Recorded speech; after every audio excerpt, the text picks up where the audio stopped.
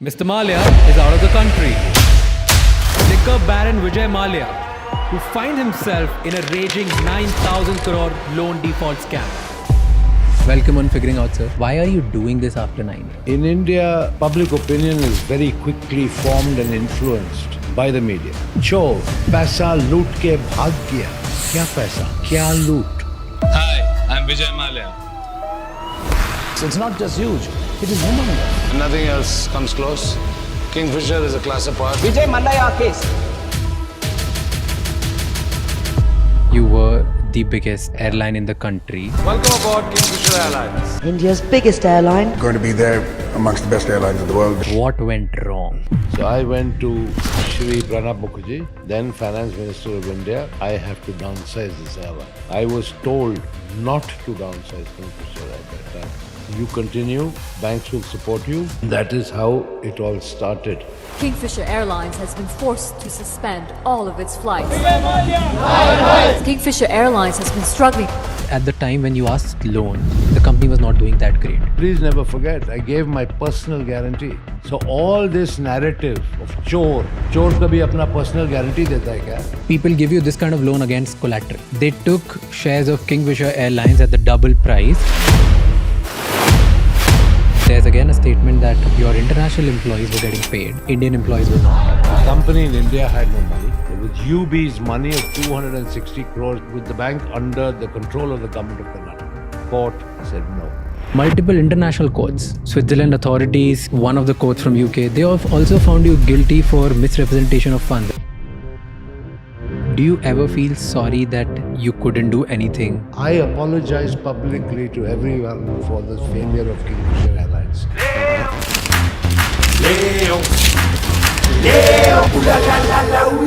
Here's what pissed people off. That in your private life you were enjoying. You had a grand birthday party, your 60th birthday party. Do you think you shouldn't have done that party?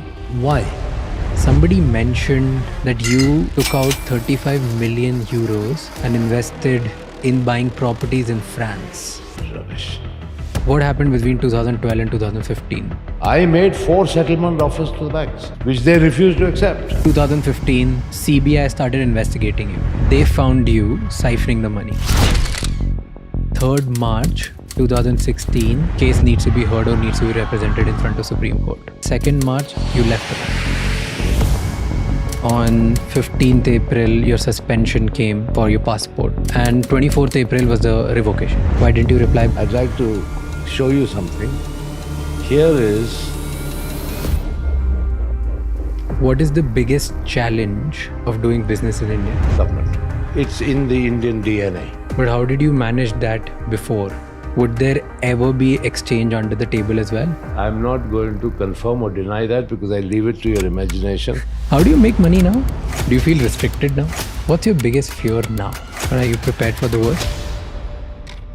Have you ever imagined yourself actually going to jail? Would you be willing to return to country if you're assured fair trial? If I'm assured, absolutely, I will think about it seriously.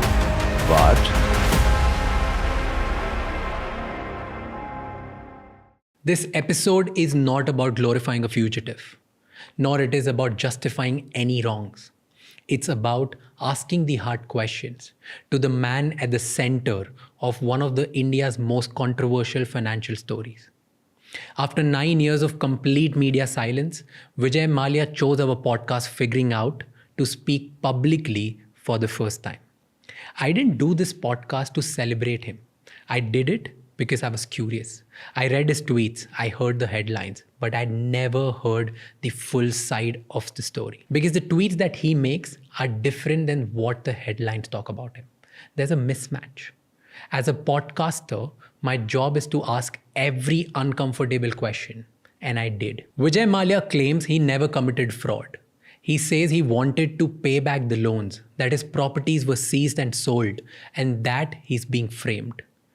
He also says he's ready to face the consequences, whatever they may be, if he's given the fair chance of trial. I've tried to cover his childhood, business building, the man behind the image, the rise, the fall, the good, the bad, and the ugly, the life before and the life now. I'm not here to decide who's right or wrong. I trust the Indian judicial system to do that. This conversation is for those who want to listen, think, and question. It's not about taking sides, it's about understanding all sides.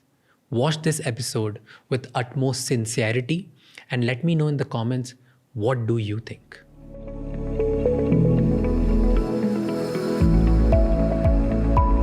Welcome on Figuring Out, sir. Thank you for doing this. And my objective of this whole podcast is going to be that I want to know your side of story. There are so many things that we have heard. There are so many things which are probably right or wrong. I don't know what's going on. And I think apart from me, there are millions of Indians who want to know the same thing. You're highly talked about. I also feel that there are so many things which people have just heard and started building their own narrative about you. So I wanted to, out of in inquisitiveness, curiosity, and B, out of a responsibility, I wanted to take this forward. So thank you so much for doing this, and thank you for giving us an opportunity. And the best thing which I really liked about this is when you came here and you said, I'm ready to answer everything which you want to talk about. I don't think many people give that opportunity. So thank you for doing this. But the first question is, why are you doing this after 9 years? There are thousands of people who must have reached out to you over the years. Why all of a sudden the need after 9 years that, okay, I'll say yes. And yes to us. Why? Very good question. Nice place to start. For the last 9 years, I have been the subject of a vicious, relentless trial by media in India, who, as you have rightly pointed out, have created so many narratives, negative narratives about me, that I have become a lightning rod of public anger, being abused, called names. And that was very unfortunate, both professionally and personally. So rather than try and take on this huge Indian media machine, I just prefer to keep quiet. Now, times have changed. And I can't help but recalling that when President Trump was inaugurated, in the first press briefing by the White House press secretary, she said that a few seats were now going to be reserved for the very first time for people who represented new media or social media.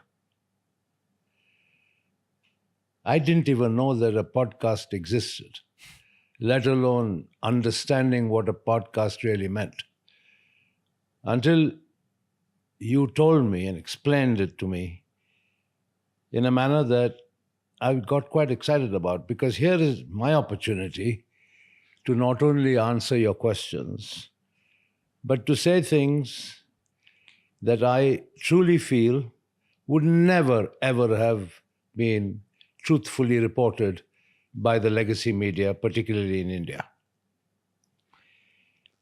That's why I'm here. Why do you think nobody cared about hearing you then? In India,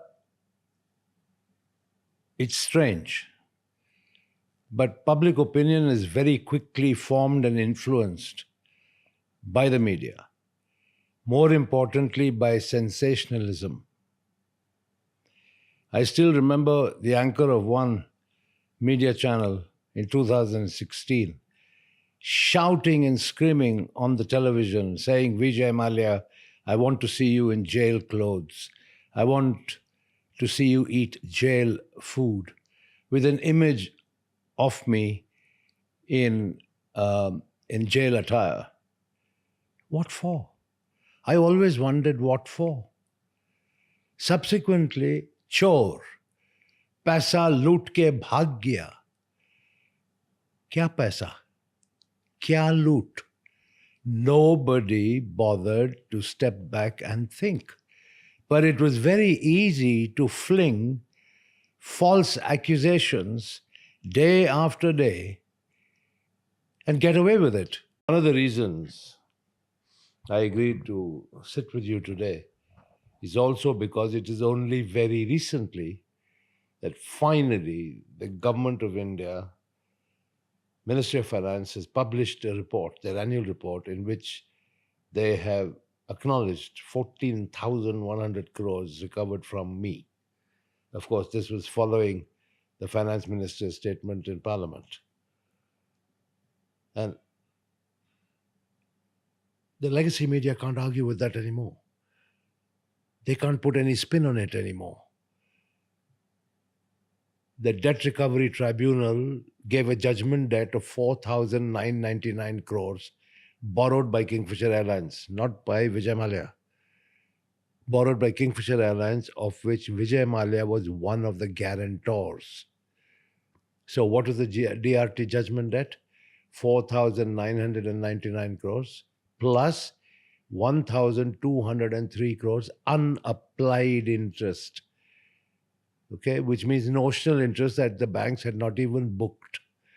Forget that. The total of the unapplied interest and the principal was 6,203 crores.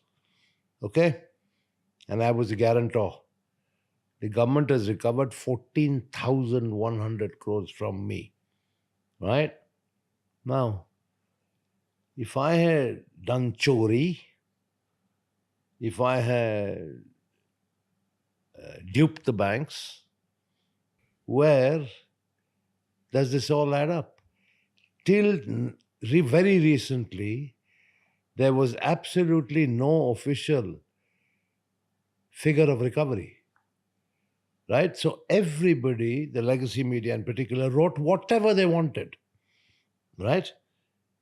And I was in no position to contradict. Today, after the government of India has acknowledged the recovery of 14,100 crores, I think it's my turn to ask them what they have to say about it. Because you say that a lot of things about you are false narrative. Let's go down to from your childhood. We speak from the beginning and you tell me everything that people have been said, people think is wrong. Yeah. And I'll try to present the facts and the narratives which I have heard and which I have gathered through my research. All right. And if you're okay with counter somewhere, I'll counter you as well. No, please feel free to counter me. Perfect. If there's something that you feel is debatable or you want to make a counterpoint, I'm ready for it. Perfect. Because I feel that's my little responsibility out there to hear the right side and the wrong side both and let then people think about it and let them make the right call. That's fair. Perfect. So before even I ask you about childhood, do you regret anything? I regret one thing, which is that after all my hard work, all the value that I created in so many multiple ways, that effectively the government of India and of course the media made me a zero from a hero. And that's a fact of life that I have had to stomach and live with. Now, whether that was justified or not is something that I'm sure will be encompassed in your own questions. Zero from a hero.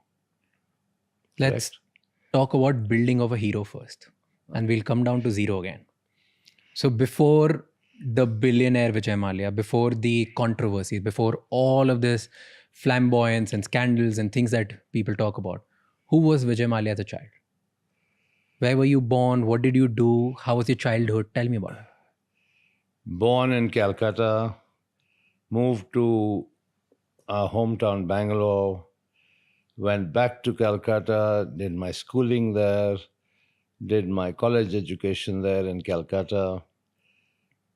And my upbringing under my father was a very normal, I would say strict upbringing. Really? Yes. Tell me an incident, strict childhood. Two things. When I was still in school, class 9 at La Martiniere in Calcutta, my marks were not very good in class. I was a mid-ranker. Only because I took a lot of interest in sport and extracurricular activities. But I didn't, concentrate fully on studies and my mark sheets. And he told me, and I think most people know it, he was exceptionally intelligent, was a product of the Doon School, I think topped his class. So he expected me to also top my class. Nevertheless, he said something to me which I think I remember till today. What? Two things made a profound impact. One, if you're not good enough, you are not going to step into my shoes.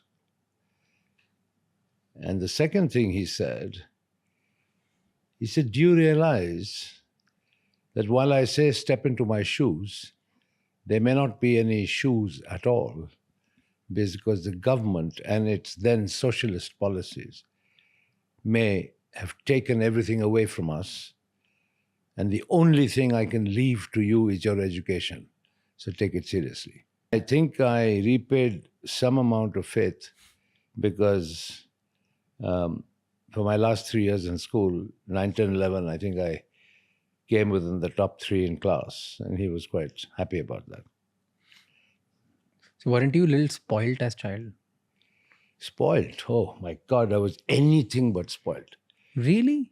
You had all the fancy toys, you had all the things that you used Absolutely to... no fancy toys at all. That's completely false narrative. After I passed out of school, and when I went to St. Xavier's College to study BCom, my father was very clear. You go to college at 6 o'clock in the morning, and when you finish at 10:30, you go and work a full day at the office as a management trainee. I was put on a stipend of 400 rupees a month, and that 400 rupees never increased right the way my time through college. So that's all I got, 400 rupees a month, and was working, in those days, Phipson and Company Limited, Old Courthouse Street in Calcutta, every day after college. Aren't there stories that you used to go to college in a very fancy car and you removed the silencer just to show the noise of your car, the loudness of your car, and you would always a show off, weren't you? I was no show off at all, and the fancy car that I have was a second-hand Standard Herald. So where are these stories coming from? I don't know. It's people's narratives, people's perceptions. That's why it's important to correct those perceptions. Talking about noise, even a fatfatia in Delhi makes a hell of a lot of noise. You don't have to drive a fancy car to make a noise down the street. So you are telling me that all these stories of you having fancy toys, remote control cars, and then fancy cars with loud noises, all of this is false.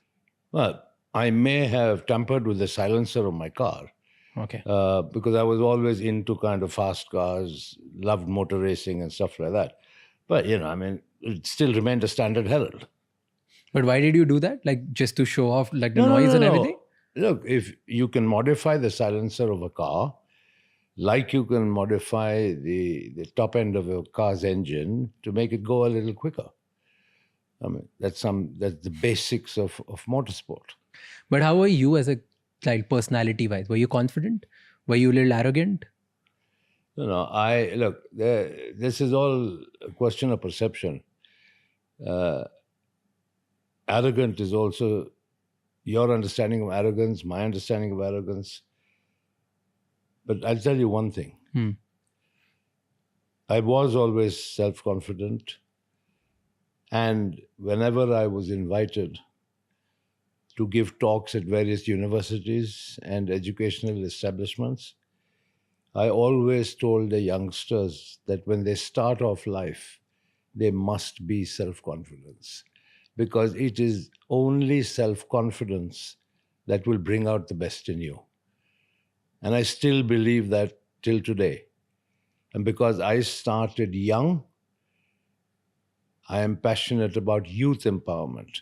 But this would have not been the case always. As a kid, we all have like a lot of insecurities. It's not always confidence.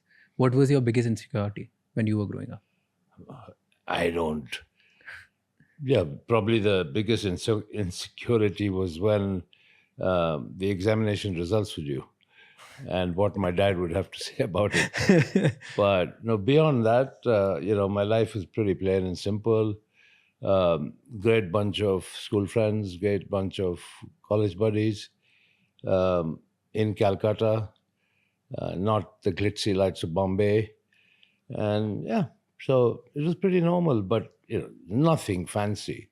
But I had a very strict set of supervisors at work who were clearly instructed by my father to be tough with me, to make sure I worked my butt off, and I'm none the happier for it. That's what made me. But did you ever get to a position or in a thinking as a child that one day I'll be powerful, one day I'll be very rich? No, absolutely not. I mean, how could I be so presumptuous? Here I had a dad who was hands-on, working 24/7, young, and who told me that if I didn't measure up, I'd have no place in the business. So I couldn't be presumptive, could I? But your father was a wealthy man. In those times, there were only few wealthy people. So you would presume this, right? Like, I will have all this wealth inherited. I'll be maybe bigger than my father, or maybe just have all of these things. I didn't have any such aspirations in those days. And wealth was something that was very relative. And my father certainly was a very frugal spender. So irrespective of how much wealth he had, he certainly wasn't a spendthrift. You said when you used to go to work, your father put strict supervisors. Right? What would those strict supervisors made you do? Well, first of all, make sure that I came to the office on time, straight after college. It wasn't as if I'd sort of roll up whenever I wanted to. Okay. The second, I was given a clear set of tasks. I was a salesman. I had to go and visit the shops in the market. I had to visit distributors. I had to spend time with the accounts department to understand accounting, corporate accounting. And marketing, sit with the ad agencies and stuff like that. So it was a comprehensive training program, but with no forgiveness in any sense. I had to work a full day. I couldn't sort of get up and go or come when I liked, which was fine. I mean, looking back, it was a great grounding. What happened next? So you were in Xavier's, you started going to work, and then you went to States. Yeah, my dad sent me off to the States to work for American Hearst. Okay. American Hearst, as it was then known, became then Aventis. And now the pharmaceutical company, the global company, is called Sanofi. So yeah, I was sent there, worked there once again as a management trainee. I then was brought to England to work in Jensen and Nicholson. I was a paint foreman in the paint factory. It used to be mixing paint at night. And yeah, I mean, slowly I understood what my father's methods were. What was his method? Which is basically a strict training regimen. And I did pretty well because I can tell you, he expressed his appreciation for my work. I got a pretty good report card from America. He said he was proud of me. I did well here in England, mixing paint. And when I went back to India, his health was becoming indifferent. Okay. Even though at that time he was only 57 years old.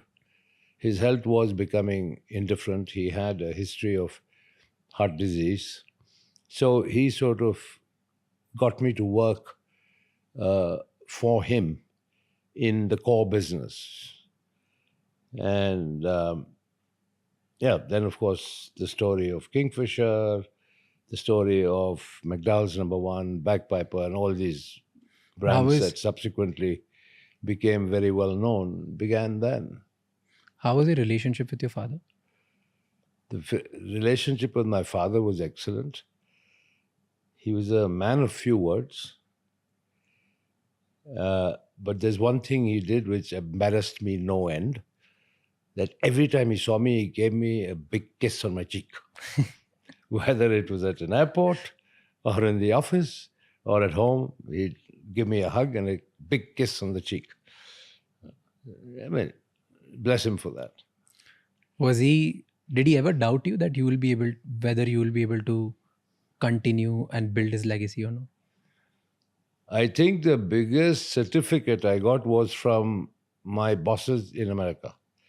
And they gave me a pretty good certificate, a pretty good report. And that finally, I think, gave him the confidence to say, my son is stepping up to my expectations.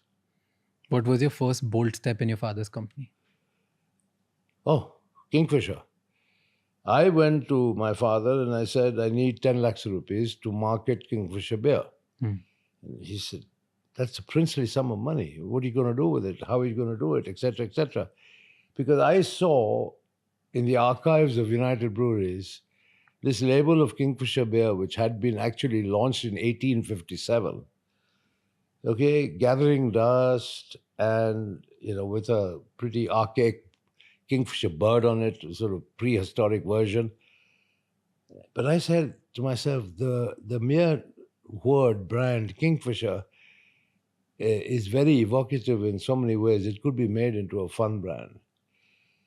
Now, my time in Calcutta, going back to my training days, when I spent time with them, with the marketing department, more importantly, interacted with the people in the advertising agencies. My time in America, where, I still remember the two big banks, which is Bank of America and Citibanks. And Citibank said, the city never sleeps. And Bank of America came out saying, we caught the city napping.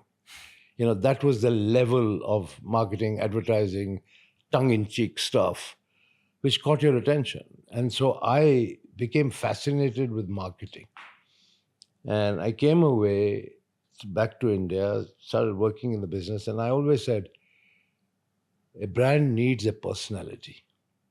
Of course, I very quickly realized in India, I couldn't replicate what they did in America because for alcohol, India is a media dark environment where the advertising of alcohol is banned.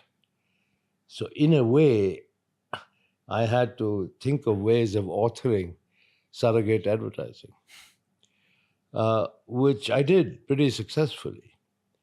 Not some Mickey Mouse stuff where if you want to advertise an alcoholic brand that you sort of suddenly, produce some music cassettes. I built a full water business around Kingfisher and a water business of significant enough size that you could justify advertising it. Okay, and therefore you advertise the core brand. So I gave Kingfisher a very colorful personality because that's what evokes you. Like McDowell Number One, golden moments, McDowell moments. It's evocative. It's supposed to convey that, if you want to hang out and have a good time with your friend, golden moments, well, it's a McDowell moment. So there were many, many such examples of how I actually gave brands their personalities. And in many ways, I supplemented by becoming the brand ambassador myself. And all of this was happening when your father was still alive? Oh, absolutely. Absolutely. You said India was media dark when it comes Still to is. alcohol, which still is the reality. And there was a point where I think government banned alcohol, No. or what was that? Certain states introduced prohibition, such as Andhra Pradesh, unified Andhra Pradesh. Of course, Gujarat has always been dry. But the advertising of alcohol is banned in India and has been banned and still is banned. When was that? When was this time when you started acquiring a lot of alcohol brands? Because a lot of those brands were scared of the state because the state was getting involved in the alcohol business, or maybe they wanted to ban or prohibit certain things. What was this time where you started acquiring certain alcohol brands and cheap because you and your father was bullish on it? No. That was in 1977 when Morarji Desai was the Prime Minister of India, and he publicly announced that there should be prohibition all India. Okay, which means that alcohol should be banned across the country. So obviously the value of the stocks and shares of almost all alcoholic beverage companies, whether distilleries or breweries, fell. My father was very clear that prohibition could never succeed in India. And therefore, he bought. And so that's how we became number one by quite a fair distance. Because all those who panicked and sold out, my father acquired. But was there something you guys knew which others didn't? No, or it was absolutely. just pure conviction? No, it was just pure conviction because we knew that prohibition had not even succeeded in the United States. And plus, if you look at the amount of revenue generation for the state governments through the sale of alcohol, there's no way in the world that prohibition would have succeeded in India. What happened after your father's death? You were doing this successful sting, you were taking bold steps, you wanted to make alcohol a cool brand. All of this was happening. Everything was going right? What happened then? Well, I was in the US. I had gone to finalize promotion and export of Black Dog Scotch whiskey when my father sadly passed away at a cocktail party in then Bombay. And he was only 59. Nobody ever expected him to pass so young. I was just past 27. So I took the Air India flight and flew back from New York and performed my father's last rites. And then the fun began because my father surrounded himself with a few stalwarts. Meaning? People who he put in positions of great authority who were also very close to him personally. So he had somebody running the Western India businesses, somebody running the Eastern India businesses, somebody running the Southern India businesses. And don't ever forget, in those days, the structure was that United Breweries Limited was the holding company. And the other companies in the group were largely controlled by its largest shareholder, United Breweries, or they were subsidiary companies. And so the inevitable debate started on what next, what role I should have. Of course, people acknowledge that I was in the business. But people, I think, were a little reticent to speak openly about their own aspirations of being the chairman. Then something very funny happened. We had annual general meeting of shareholders that was coming due. And the shareholders in the front line who had seen me with my dad proposed my name. And that's how all other aspirants were silenced.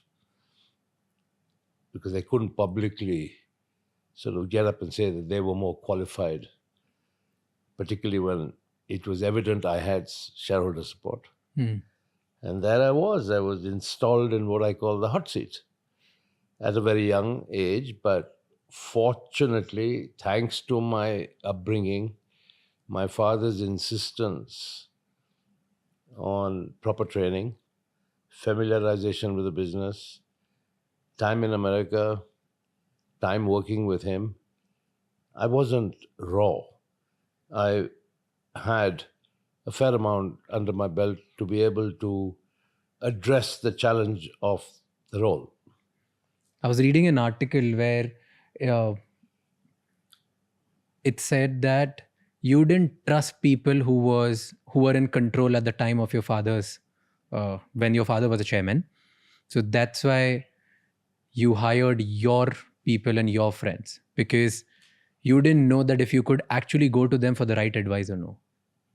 No. That's completely misleading. It's false. I never hired any of my friends. But let's put it this way. They would have been too young and inexperienced in any case. You know, I mean, as I said, I was barely 28. They would be my contemporaries. So the question of hiring them and putting them in management positions just didn't arise. But I encouraged a lot of professionalism from within.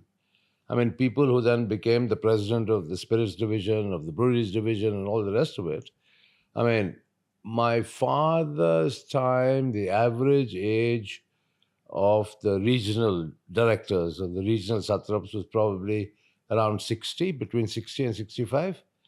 And in 5 years after I reorganized, I mean, the average age was about 40. Okay, and these were all professional managers promoted from within the ranks. I mean, yes, there were a couple of exceptions where I hired people from extremely well-known organizations like major consultancy firms, so on and so forth. But beyond that, largely it was all internal promotion. Give me differences between before. Okay, so when your father was the chairman versus when you were the chairman. Give me 3-4 differences what happened in United Breweries. It was the entire approach. For instance, mine was a decentralized, accountability-led approach. Okay. I would have monthly operating review meetings called MORs for each line of business. Okay. And that's all I wanted to know about how the businesses were performing on a regular day-to-day basis. I wasn't leaning over the shoulders of the management team and trying to micromanage things. When opportunities came along, then of course we'd had separate discussions. So if you empower people, accountability comes along with it, because people are also motivated to demonstrate their own capabilities. Now, my father's style was, as I said, far more hands-on, owner-operated, micromanaging management style, and he spent a lot of time doing it.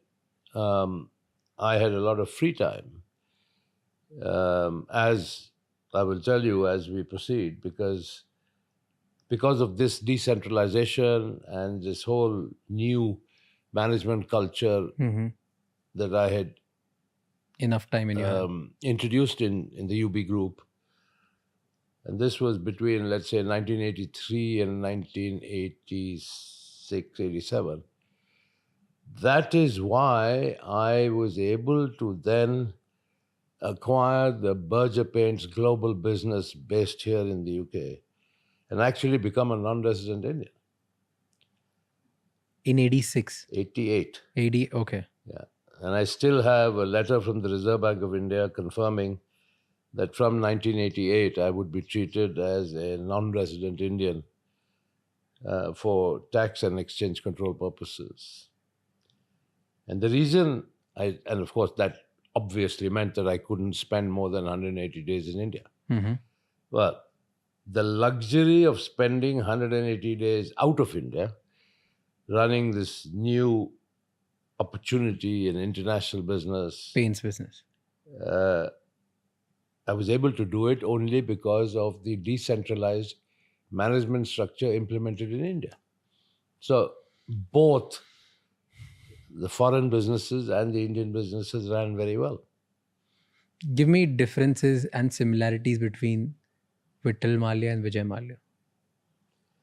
Well, Vijay Mallya's thought 100 times about spending money. Vijay Mallya probably thought twice. Yeah, well, I guess it's age. It's aspiration, it's age, it's different styles and outlook on life. Was there any difference in terms of public attention as well? You were pretty loud, your personality was... No. Look, once again, you can think whatever you want to think of me, and so can the whole world. Just because I'm a self-confident guy who is not afraid of public speaking, who doesn't suffer from stage fright, if you want to say that I am arrogant, flamboyant, go ahead and say it. I can't deny it. My father was very shy of public speaking. Totally the opposite. I am a very confident public speaker. I used to debate in school. I used to participate in drama in school. So I can speak. So you didn't want public recognition. You loved speaking. No, well, if somebody asked me a question or I was invited to speak, I'd speak. And people would, well, in some cases, tell me I'm talking nonsense. And in most cases, say they like my speak. But I was able to communicate from a platform. But won't you speak certain things and tweak your speeches in a way that becomes headlines? I never looked for headlines. I never ever looked for headlines. The headlines were created around me by the media. Let's take the case of flamboyance. Okay, and let's spend a minute on analyzing flamboyance.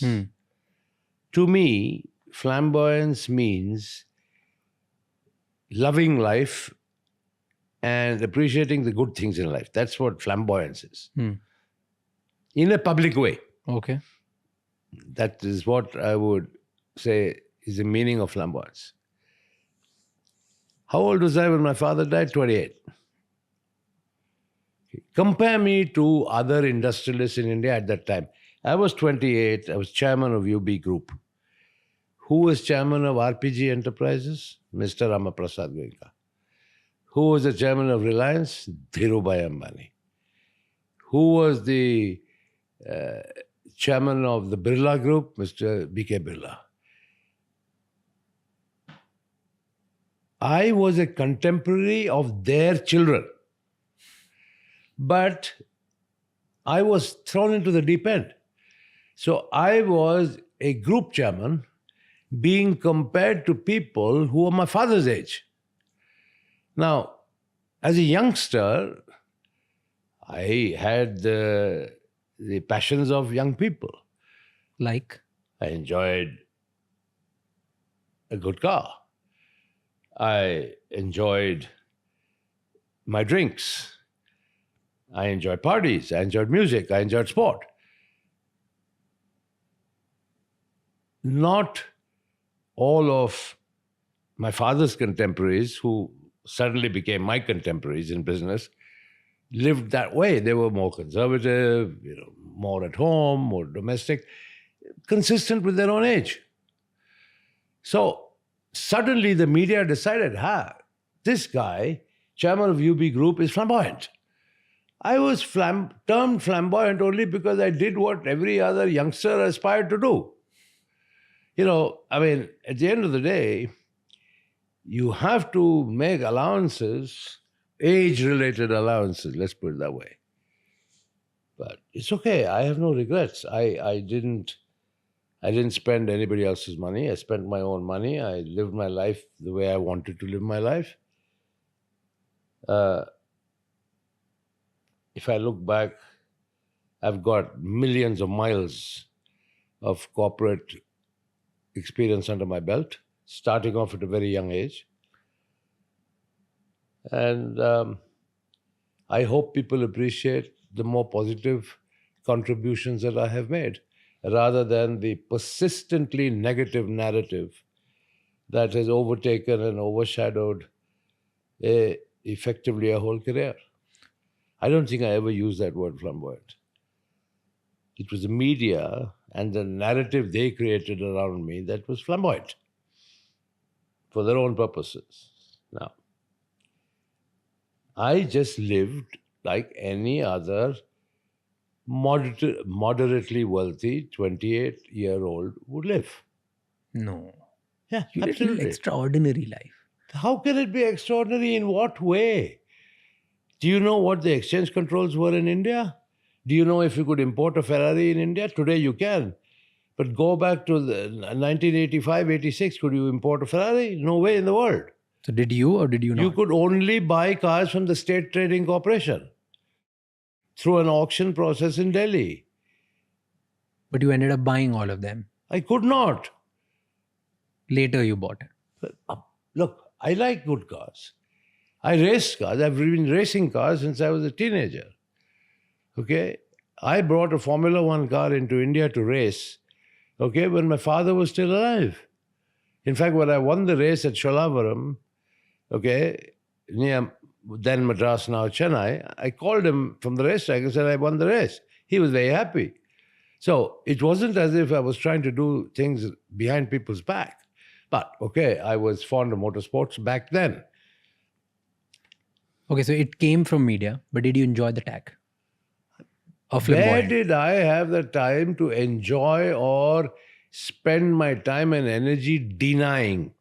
I just lived my life, did my work, and I think whoever you may ask, I worked really hard.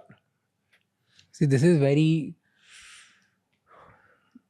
Okay, this is very like a media answer, okay? What did... You were aware that people call you flamboyant. You were aware that this was the image being built. You were aware that headline mein yahi likha tha. What was your reaction? What did you start... Secretly, did you enjoy it? No way. So what was your it. reaction the moment people would write it? You were like, ignore it. Of course I would ignore it. What have I done for the last 9 years? But at that time, you were in peak. You were... Let me tell you something. Being referred to as flamboyant, some people may take as a compliment, but nobody will tolerate being called chore, thief, fugitive, right? These are damning words. I ignored all of it because I knew I couldn't fight it. Much like I ignored flamboyance. I couldn't spend all my time devoted to contradicting what the media wrote. Yeah, and now, But, okay. let me also tell you, I referred to earlier, I said, this whole theme of flamboyance, the media, if you see the pattern of their reportage on me, okay, I mean, they kept on writing things which really, I thought, these guys don't have anything better to do. Vijay Mallya ne aise party kiya. Vijay Mallya is hosting a New Year's party at Kingfisher Villa. Vijay Mallya is doing this, that, and other things. Okay, bottom line is, they created a narrative of a personality that helped them to sell their own media. One day there was a terribly wrong, factually incorrect article in one of the large newspapers in India. So I called the owner. I said, how could you possibly publish something like this without checking the facts? Kya tha? Vijay, sorry yaar, your name sells. So they created this animal called Vijay Mallya, whose name started selling, so they could get more eyeballs, more readership, more viewership. But be that as it may, I lived my life. What was my objectives? I am not apologetic for the life I lived because I didn't spend anybody else's money except my own. Hmm. I didn't borrow 1 rupee from anybody. Okay? I was much maligned, much complimented, but effectively, I was my own brand ambassador. Take the case of one much talked about phrase, king of good times. Yeah. I'm not crazy to walk around with a label on my chest saying king of good times. Read, and this is where somebody must make the effort. See the label of the Kingfisher beer that was developed. It says the king of good times. The personality of Kingfisher beer was the king of good times. Ulta media started calling me the king of good times. So tell me, me being the king of good times will not help sell the beer. But it did. Because the beer itself was the genuine king of good times. And the personality that I gave Kingfisher, promoting sport, promoting fashion, promoting music, sponsoring motor racing. So all the stuff that's exciting to youngsters, that represented the personality of the Kingfisher brand. That's why Kingfisher was such a success. But talk to me about building of Kingfisher. Don't you think it was at least that's what I think. It was a very well curated strategy that I will become a brand which represents Kingfisher. No, I was brand ambassador. And I have done it not only for Kingfisher, but take the case of our spirits business. I actually came on national television with an ad encouraging people not to drink and drive. I did it myself. I didn't get some film star to do it.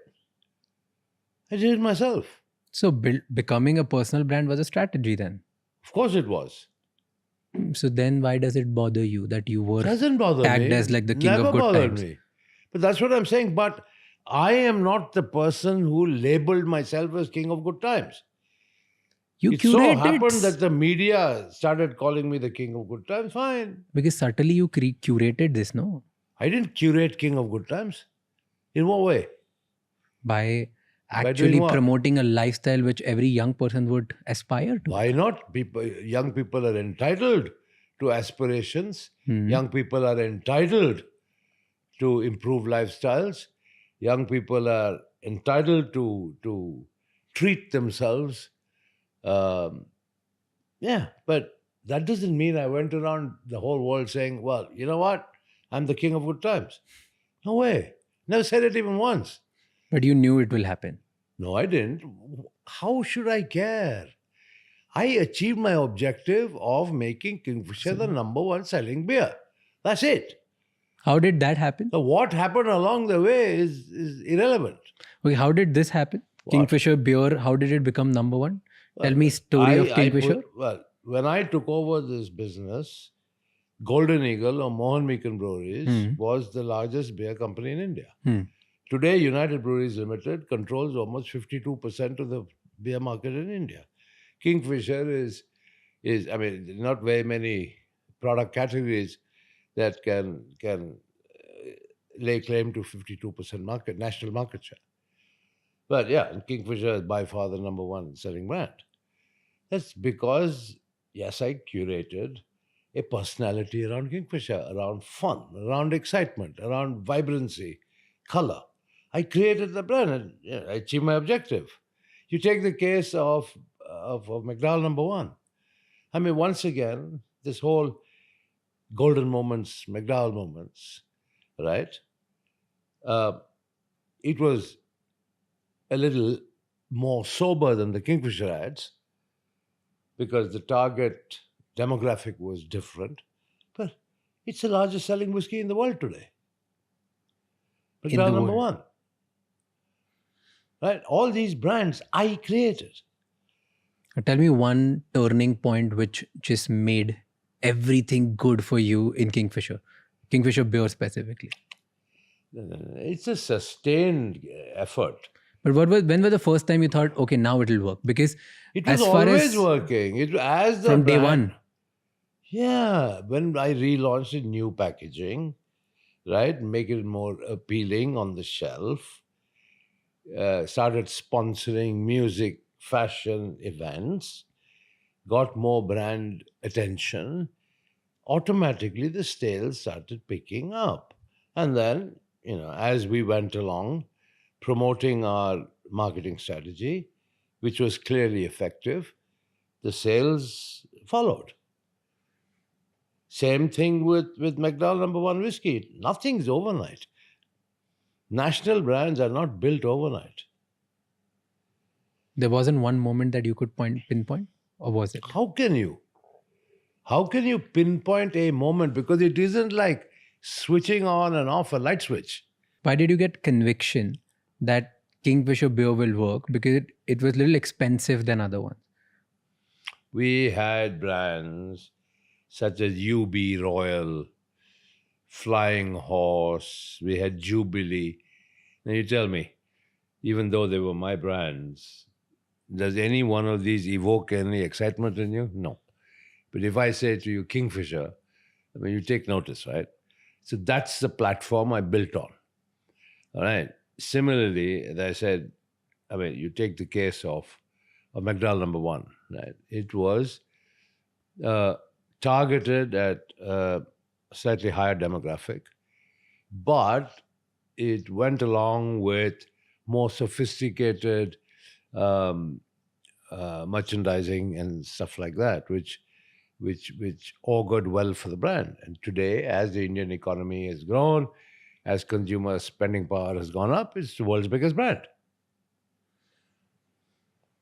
Selling about 32 million cases per year. What was the biggest challenge in building of Kingfisher beer and McDowell's? I think... Or everything was just painted red and it worked out for you? No, there was nothing red about McDowell. It was all black and gold. The only one around that's red is Kingfisher. No, I think more than challenges, I look at opportunities. I mean, 2005, I bought Shawwalis, my biggest competitor.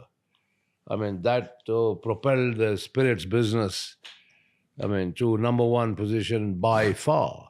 Brought on board bands like Royal Challenge and all the rest of it. So, those were pretty bold business decisions, which once again, self-confidence. I had to pay $300 million for that company. Big amount of money. But made it work. That's how United Spirits was created. Today, with a market cap of almost 1 lakh crores. So, if you have the confidence to do it, you go do it. You said you bought Berger paints at the same time. Talk about that. Why paints all of a sudden? You were making money with alcohol. You were minting profits out of alcohol. You were convinced that brands like Kingfisher and then at one point other brands as well would work out really well, which it did. Why buying a paint business? Like, this is so the paint bizarre. business, British Paints in India, which is now called Berger Paints, was part of the Hex Group. My father was chairman of British Paints India. Okay. When he passed away, I became chairman of British Paints India.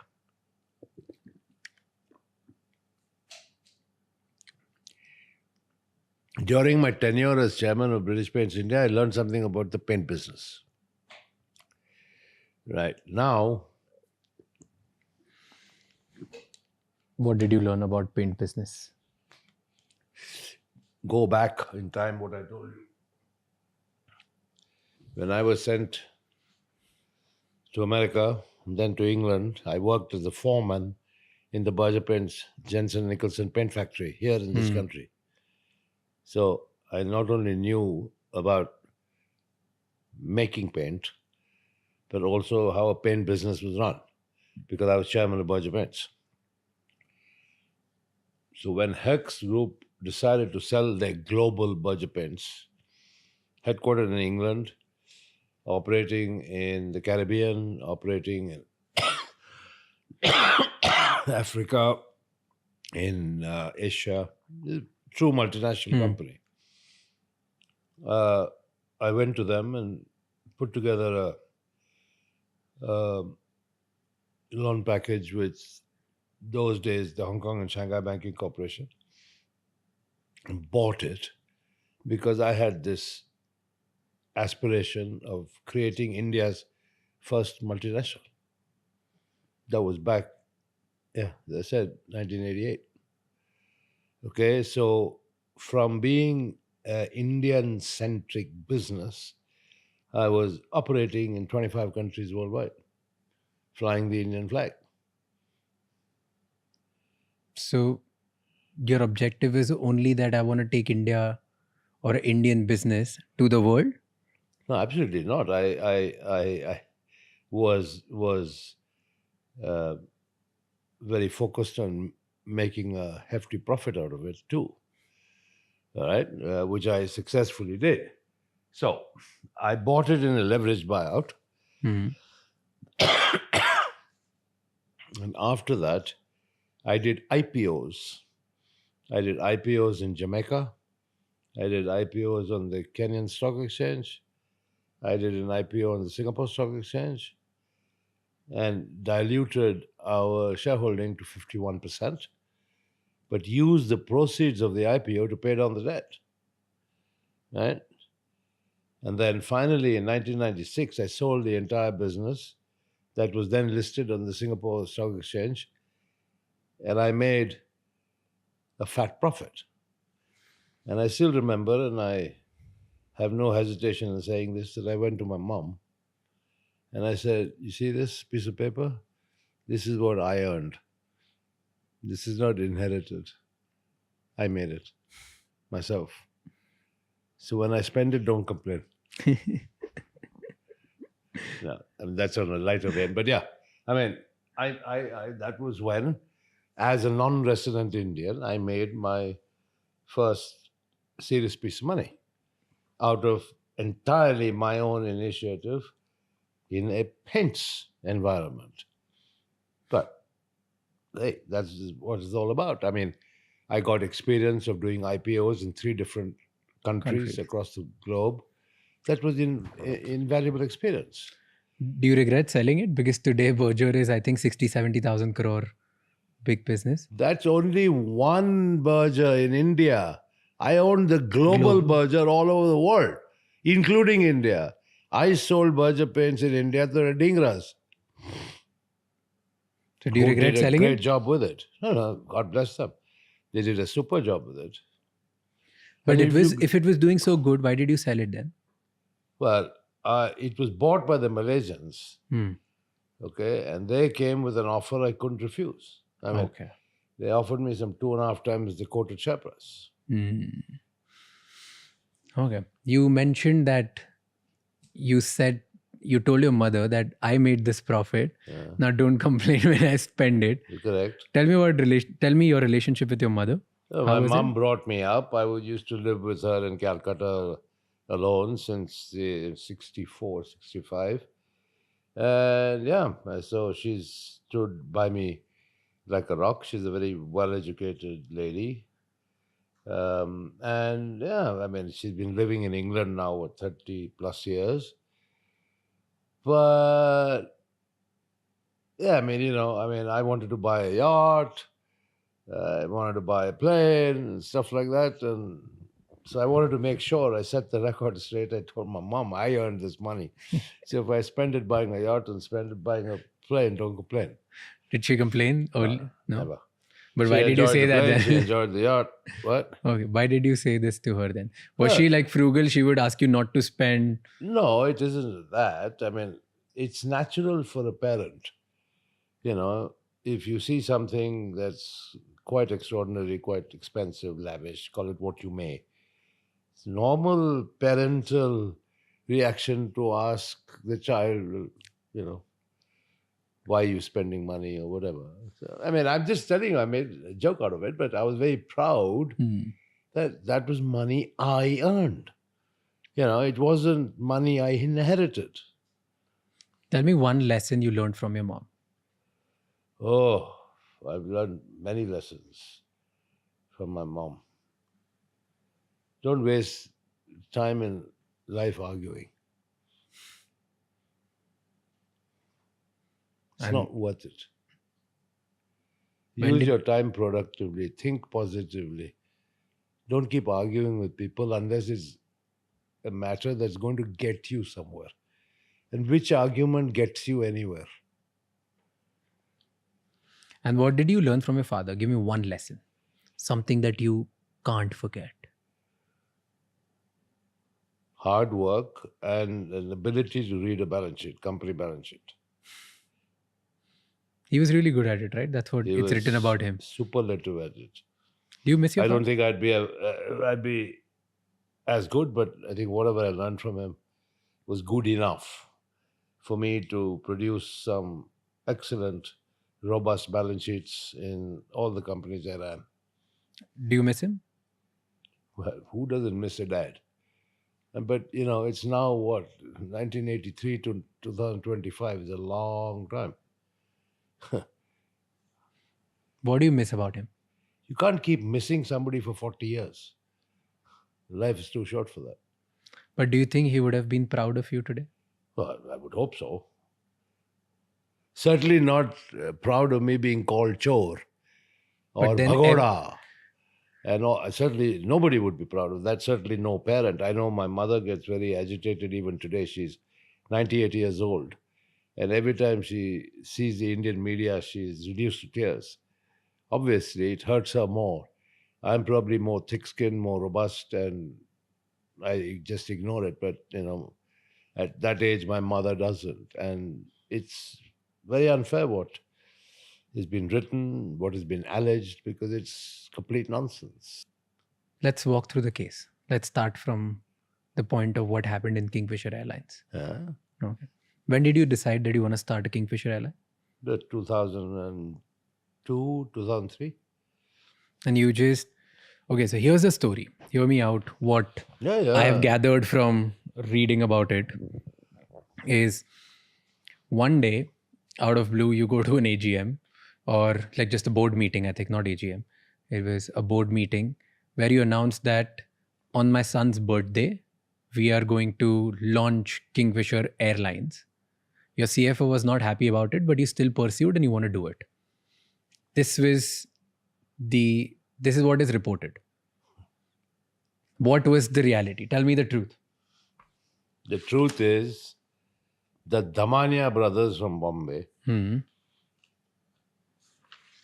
who previously had Damania Airlines, came and made a presentation to my CFO, Ravi Narungadi, saying the time is ripe to start an airline now. Okay. Ravi Narungadi had discussions with them, came to me and said, would you like to look at this proposal? I said, yes.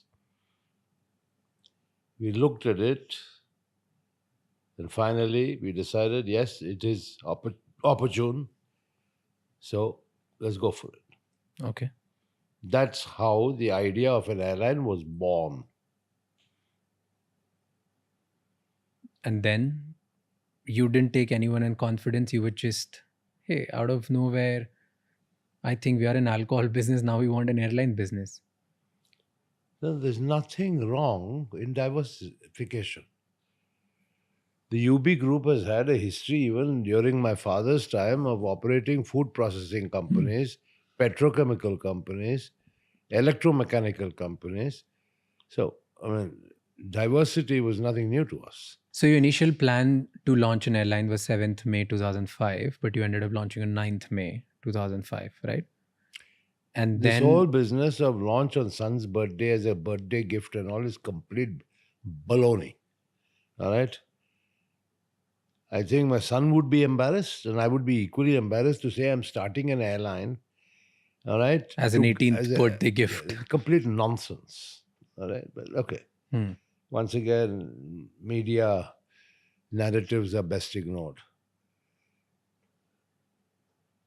A full-blown professional management team was in position before the airline even started, before the first plane arrived. Okay? The CEO and the director of engineering were both hired from the US. Okay? And the airline was launched. There's a lot of narrative about Kingfisher Airlines. There's a lot of narrative about mismanagement. A lot of narrative about the Deccan acquisition. All sorts of things. Let's pick one by one. Yeah. What was the first vision of Kingfisher Airlines when you were starting in 2005? To produce the best flying experience that India had ever seen. Make it a premium experience? Totally a premium experience, number one, in terms of passenger comfort, safety. Number two, to connect places in India that had never ever been connected before. And that it was a really serious part of the growing infrastructural needs of the country. But I was watching one documentary about you, and I think the person who you got to lead was Alex. Yeah, Wilcox. Yeah. So Alex said that you convinced him that you want to build a low-cost carrier, but it was not like that. And in your own words, if you're giving a vision that I want to build a premium experience, why did you get a CEO or like a president, I don't know what was his position, but somebody to lead by telling him that you want to build a low-cost carrier? That is your own misinformation. He said it somewhere. I'm just quoting him. Fair enough. I haven't seen it, but I'll respond. Kingfisher Airlines started off as a single-class airline, low cost, but with a difference. It had in-flight entertainment and it offered meals. Everything else that's applicable to a low-cost airline was applied to Kingfisher as well. Commonality of fleet, commonality of training, the whole lot. I mean, there's a whole set of rules. What is a low-cost carrier? What is a full-service carrier? Right? And that even descends down to intricacies such as the type of reservation system, flight planning system you use, and all the rest of it. So Kingfisher had all the low-cost attributes. Okay, the only product plus was in-flight entertainment for the first time ever in India and good food. So to me, the logic from my marketing experience was Indians love entertainment, therefore the in-flight entertainment system, and Indians love food. So good food, right?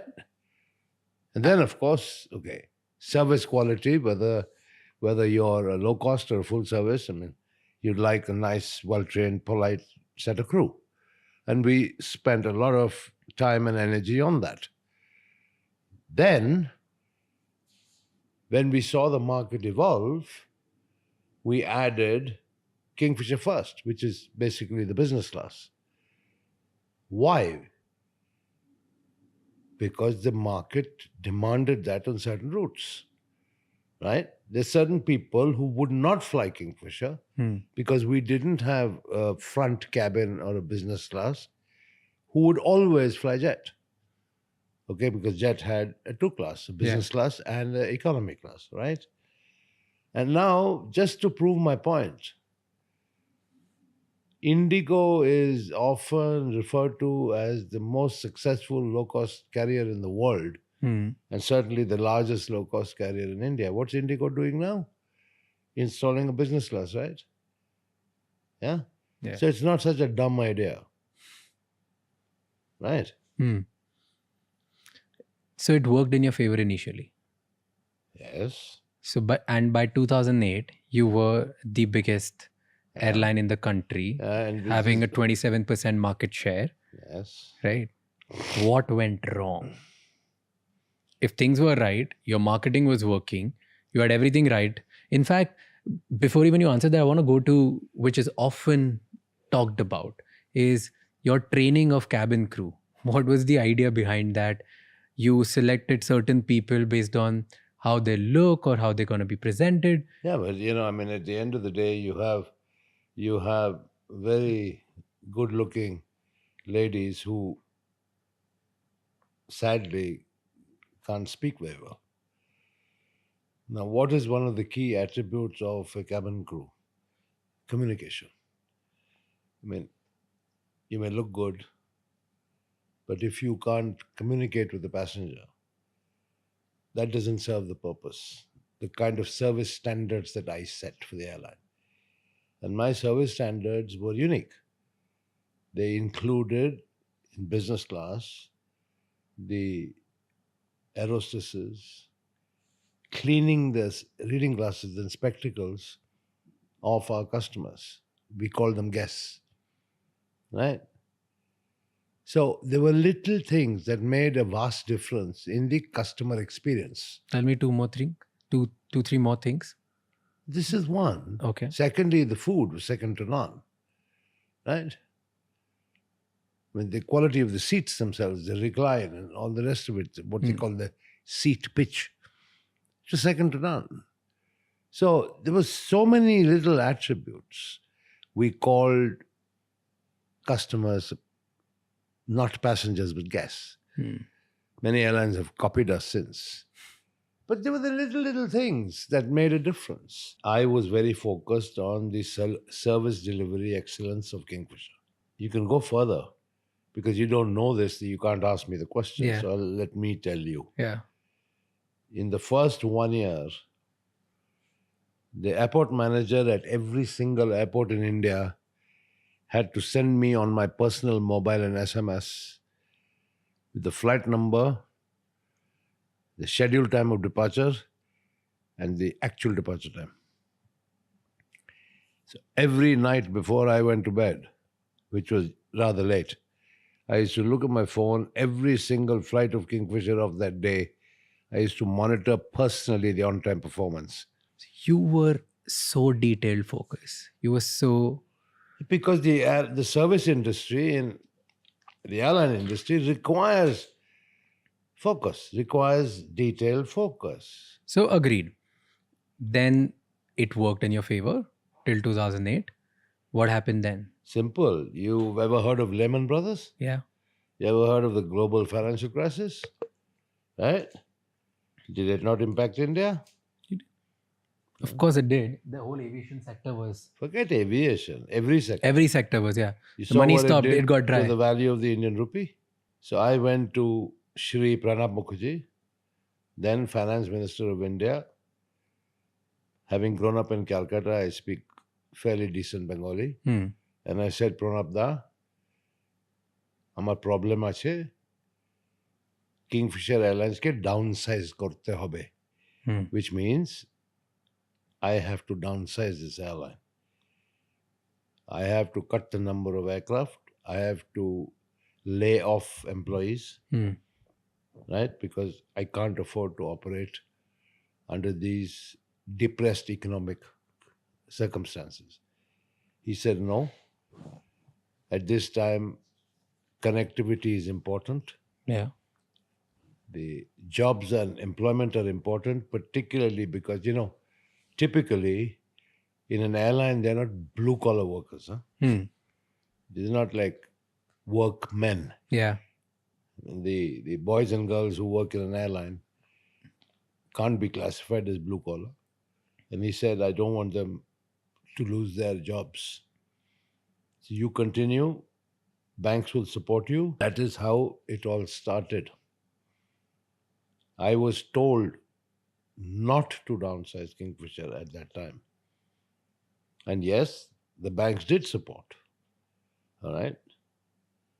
Now, What happened then? well, you tell me the narrative. I'll tell you the truth. You tell me the narrative.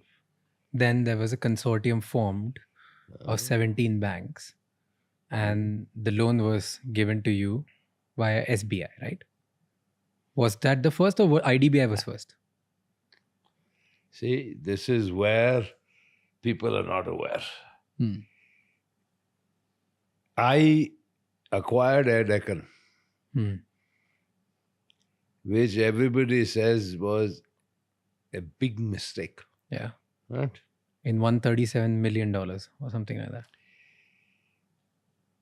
Everybody says you overpaid for it. In the world of business, there's something known as consolidation, industry consolidation. There is something known as eliminate the disruptor. Okay. Air Deccan was famous for advertising and promoting 1 rupee tickets. Yeah. Clearly, you could never ever sustain any airline business selling tickets for 1 rupee. Right? Okay, it was a bait. But that set certain price expectations in the mindset of the customers. Yeah.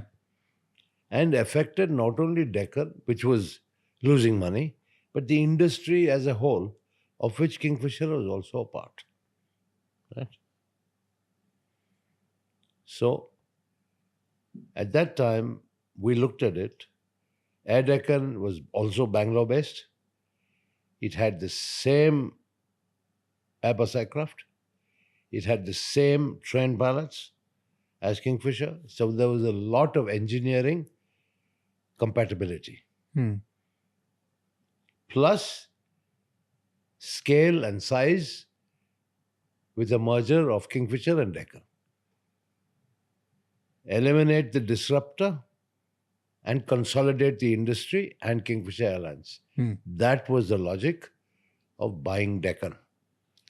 Not this much touted logic of I was desperate to fly overseas. I needed to get past that 5-year hurdle. Yeah. Complete nonsense. Now, why should I shout from the rooftops trying to clarify this? But if you talk to anybody about elimination of a disruptor and consolidation of industry, it'll start and commonality of equipment, it'll start making business sense. But if your philosophy was to make a premium airline, why would you buy something which stands for low cost carrier, which stands for something cheap, which stands for 1 rupee ticket? Because the customers would be completely different. The only obvious sense which anybody could make it out from it was if you are going for a different vision, you are probably going out because the 5-year window which you wanted to bounce, right? Probably, of course. Like that was the logic. Like to clarify, to tell people who don't know about it, the logic that people talk about is if an Indian airline wanted to fly overseas, they should have operated in India for at least 5 years before getting the license to operate air. Yes. Correct. And you didn't have that. Yes. And that's why you bought Air Deccan so that you could start flying overseas. And you paid an absurd amount of price for it. That's what people say. So who are the people that you're quoting? Everybody, like all the things that I've read, all the media. Like media, right? Yeah, like the legacy media, right? The legacy media, Yeah. the people who are responsible for giving us the information. I mean, that's what, as a citizen, that's where I get my information from. Correct. And at least from the ones who I really respect.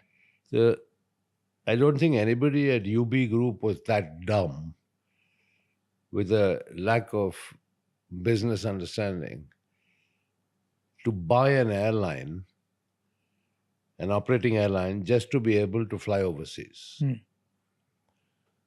I'm telling you, the logic was consolidation of the industry, given the commonality of equipment. I referred a little earlier to the installation of a front cabin of business class, which we called Kingfisher First, which Indigo are doing even now. There are certain routes in India that demand, right, a front cabin, where there are people who will only fly business class. Fair. But the bulk of India, people want a single class product. Deccan fitted that bill fantastically. Right? We opened up more routes than had ever been opened before or available for air connectivity. That was one of the biggest contributions we made to the Indian aviation sector and economy. Right? Deccan also played a part in that. So, Kingfisher's sad failure subsequently had nothing to do with Deccan. Okay. Nothing to do with how much we paid for Deccan. Right? Got it. Those were totally separate set of reasons. Right?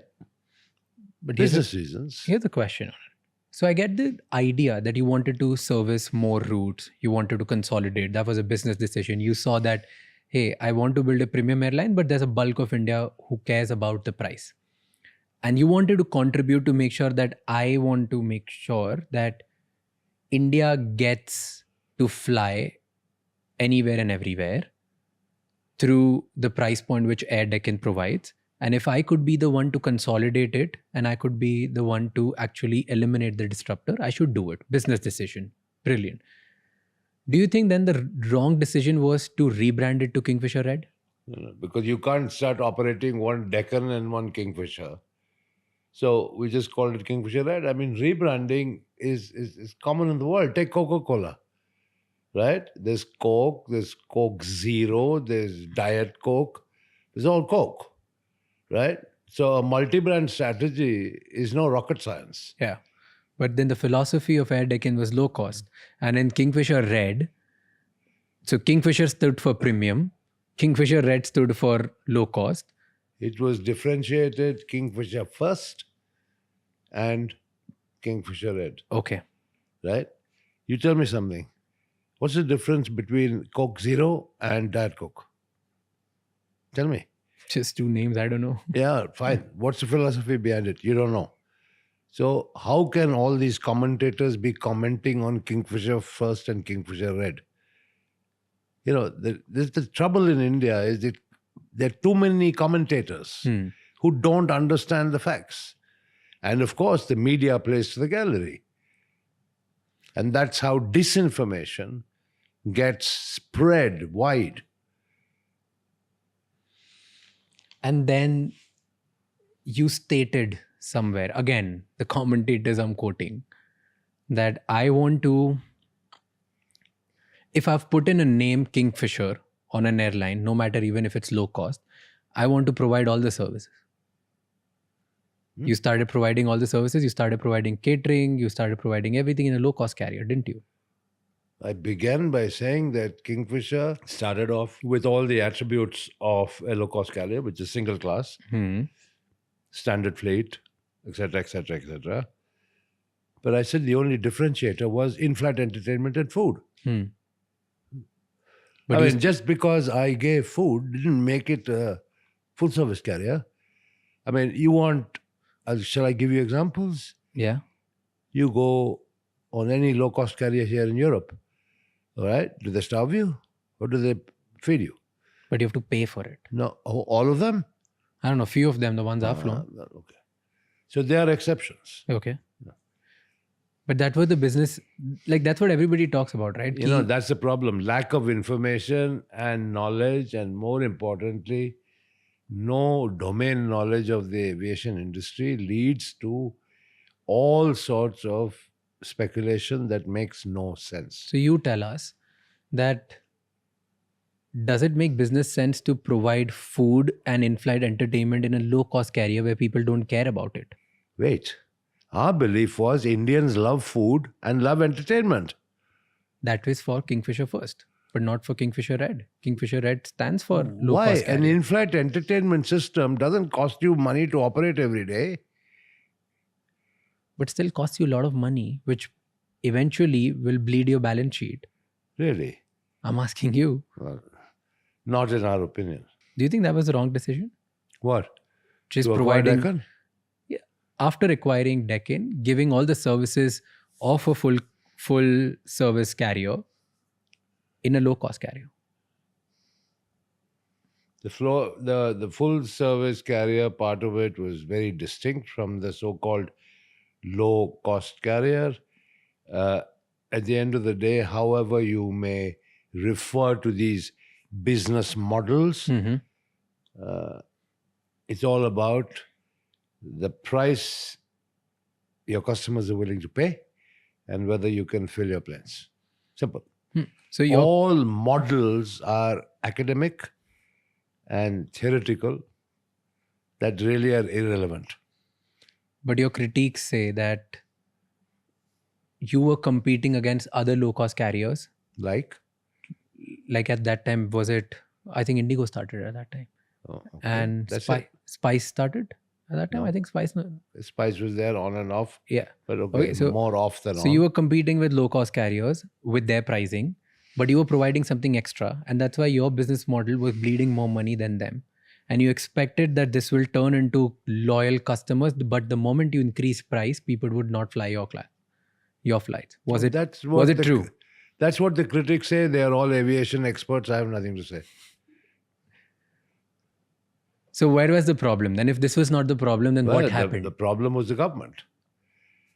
The problem was fairly and squarely the government. And they've made a lot of political hay out of this. When I used to write to Prime Minister Manmohan Singh, when I used to write to the civil aviation ministers, ministers of finance, the cost of crude, international crude, went to $140 a barrel. The price of aviation turbine fuel in India was directly related to the cost of international crude oil. So you can see that from an average of about $60 a barrel, crude oil went to $140 a barrel, with the resultant and equivalent increase in the price of aviation turbine fuel. The state governments levied an ad valorem sales tax on aviation turbine fuel.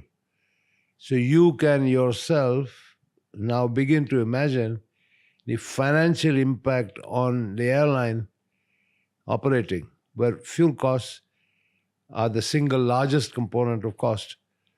So I pleaded, I said, look, please give aviation turbine fuel declared good status so that it attracts central sales tax and not this punitive ad valorem state sales tax, right? Because the states are making windfall profits.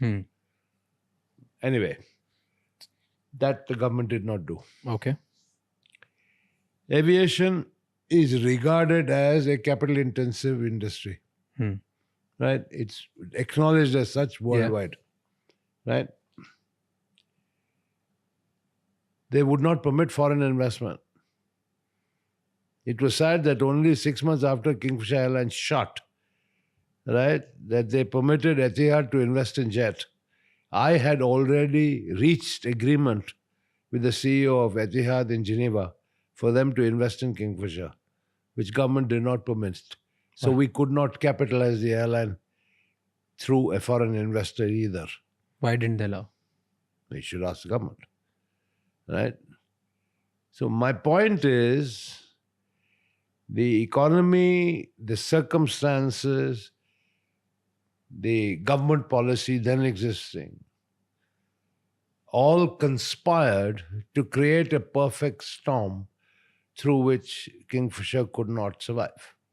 I mean, that's the sad part of it. If you talk about Kingfisher, the concept, and UB Group's diversification into aviation, I'll answer it in one sentence. The two biggest orders for aircraft in the world today are Air India and Indigo, both Indian carriers. The fastest growing aviation market in the world today is India.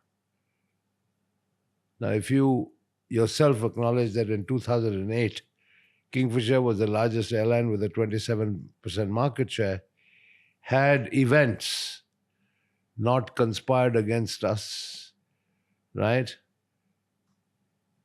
you can imagine where Kingfisher could potentially have been today. But sadly, not all businesses work out. Sometimes you win, sometimes you lose. While this, like 2008 turmoil happened, and you had your own challenges with Kingfisher, but there were good things in your life which were happening as well. One of them being sports. So you bought IPL team, RCB, Royal Challengers Bangalore. How did that happen? When did this idea come to you? Were you approached? You approached? What was it? Tell me everything about it. Well, I think I've already explained to you the concept behind building a personality for a brand, about communicating marketing ethos via sporting events, via music events, and various other forms that would be attractive to youngsters. I just acquired Shaw Wallace, and one of the biggest brands that I acquired was Royal Challenge whiskey. And I was thinking of ways and means of now taking Royal Challenge whiskey to the next level, which required a lot of marketing, innovation, thinking. And at the time the IPL was conceived, I was actually sitting on the BCCI committee as a representative of the Karnataka State Cricket Association. And I was very impressed with the pitch that Lalit Modi made to the BCCI committee about this league. And of course, he was working through jumping through the hoops. BCCI was quite bureaucratic at that time. But nevertheless, he called me one day and said, okay, fine, we're ready to go. Teams are going to be auctioned. Are you going to buy? And I thought to myself, I said, wow, in a country where cricket is a religion, what better platform can I have to promote my brands than through an IPL franchise? And I got greedy. I wanted one for Kingfisher and one for Royal Challenge, my whiskey brand. Okay. He said, no, you cannot possibly have two. You can only have one. Anyway, bidding time came, and I think I was pretty excited about having an IPL team to promote one of my brands. And so I bid for 3 franchises. Okay. I lost Mumbai by a very small amount of money, but then that's not surprising that Ambani's got it. Yeah. But anyway, I wound up being the highest bidder for 3. And I had to choose one. So I obviously chose Bangalore. And it then was natural that it would be Royal Challengers Bangalore, because the whiskey was Royal Challenge. And that's how RCB was born. But it was not a business, it was not for the love of cricket, it was more like a business decision that it will help my brands. Or was it both? This is it. The media narrative will be, well, vanity project. Vijay Mallya loves cricket. He wanted to buy his own team. Yeah. Flamboyance. The usual narrative about me. But the sole purpose always was promotion of the Royal Challenge whiskey brand. So it was very much business driven. And that's why it was called Royal Challengers. But did it help after that? Massively. The whiskey sales went up? Massively. Massively. And of course, I mean, quite apart from it doing its job to promote the whiskey brand, the IPL franchise model itself, as explained in great detail by Lalit, and which is true now, is that the revenues, the media revenues are so high, the payment of the franchise fee over 10 years is over. So now there's a significant net profit for every franchisee. It's like a very profitable running independent business. So much so for it being a vanity project. How much did you buy it for? I think $112 million is what I bid. And that time it would be like 600-700 crores or more than that. Yeah, I think, but Lalit was clever. Everything was denominated in dollars. The bid price was. Okay. So I think 112 million, which of course people balked at that time. But in hindsight, if you look at it and do the math, it was a top class investment. I mean, look at what the teams are worth today. Yeah. I mean, they're worth $1 billion. One thing which was exciting in your pitch, in your bid for RCB, was Virat Kohli. I Virat picked Kohli, Virat.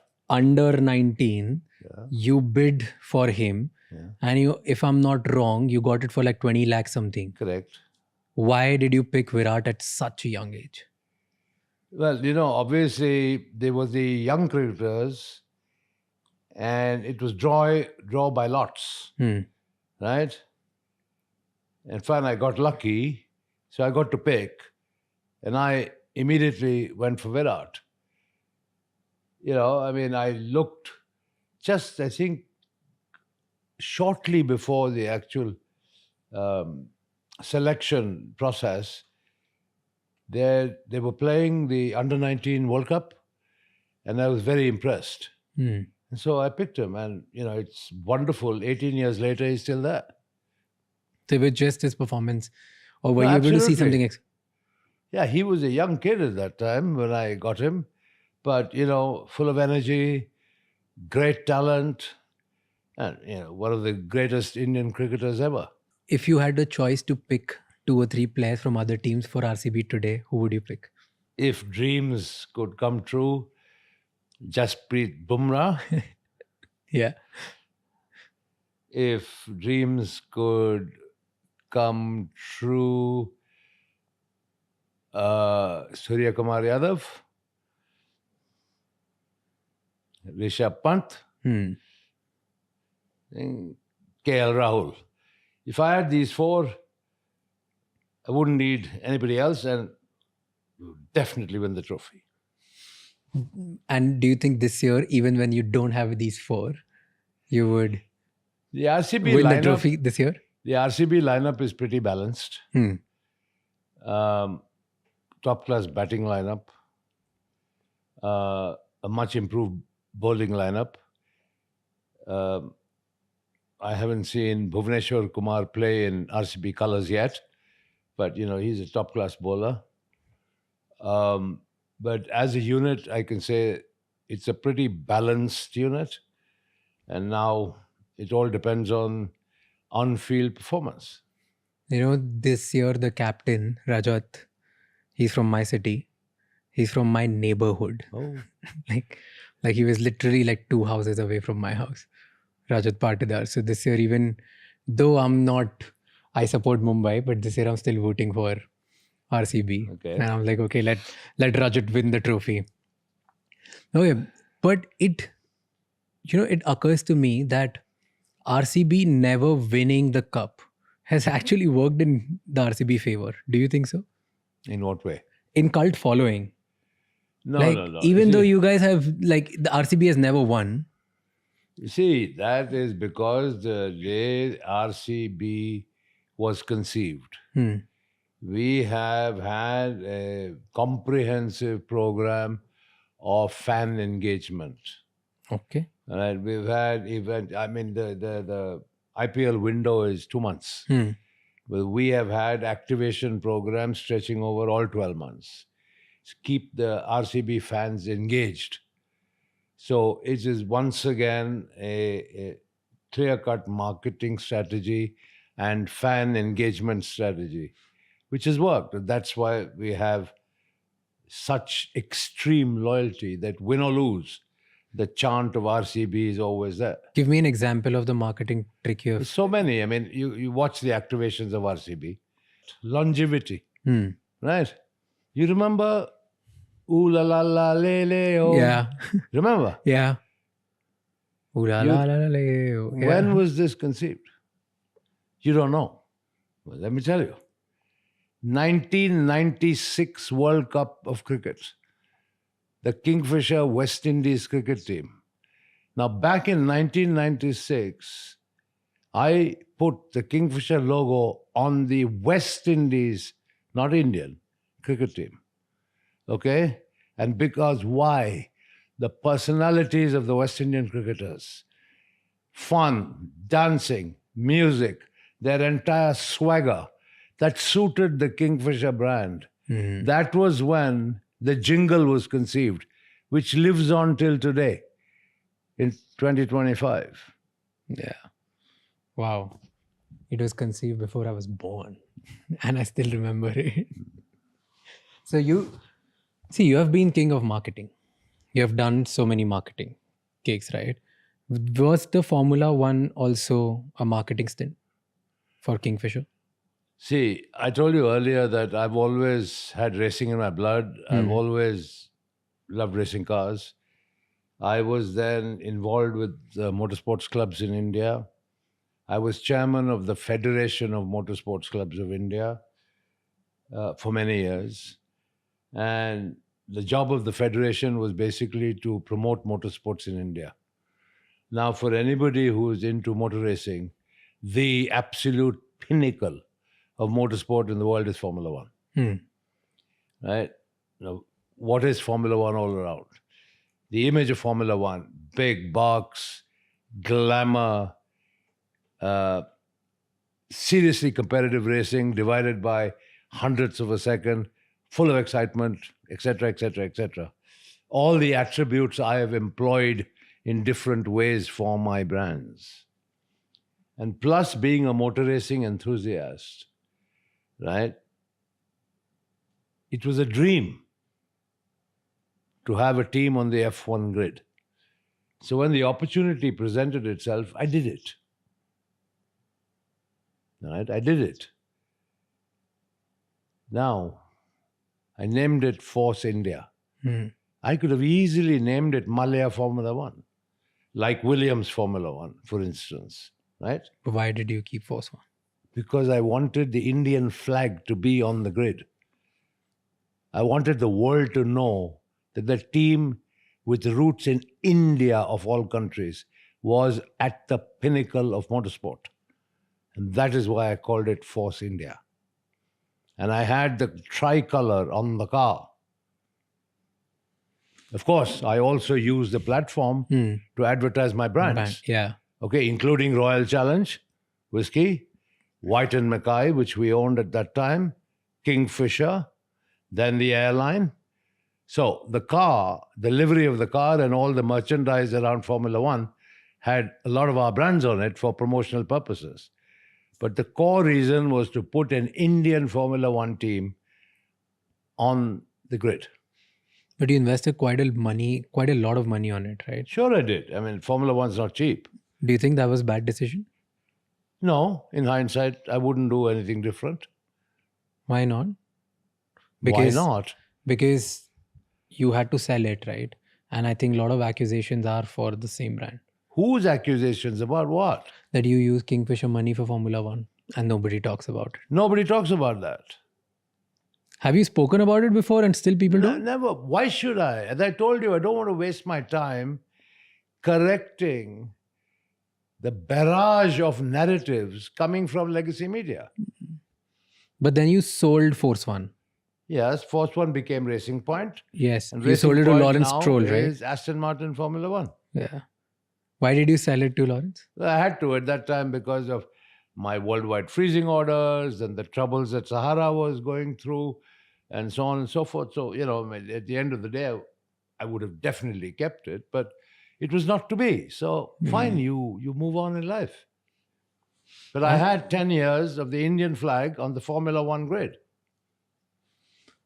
Talking about another marketing stint, because there was cricket, there was Formula One, there was Kingfisher calendar.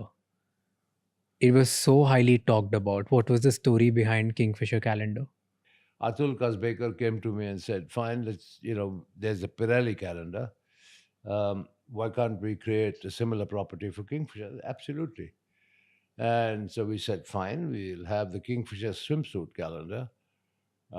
We couldn't go kind of all the way that Pirelli might have been able to, given the social considerations in India and so on and so forth. But I think we produced a product that everybody demanded. I mean, even today, I get SMSs from people, where's my calendar? So it was highly sought after. And once again, we had events around it. We had the national hunt for the Kingfisher girl. That was national. So we broad-based it. And we chose models through a national hunt. And then, of course, we'd have events around the calendar, shooting the calendar, and then launching the calendar, all of which was consistent with the brand positioning and marketing strategy of Kingfisher. And why do you think that girls who became or who landed on the calendar, their careers skyrocketed? Well, because we chose the right girls.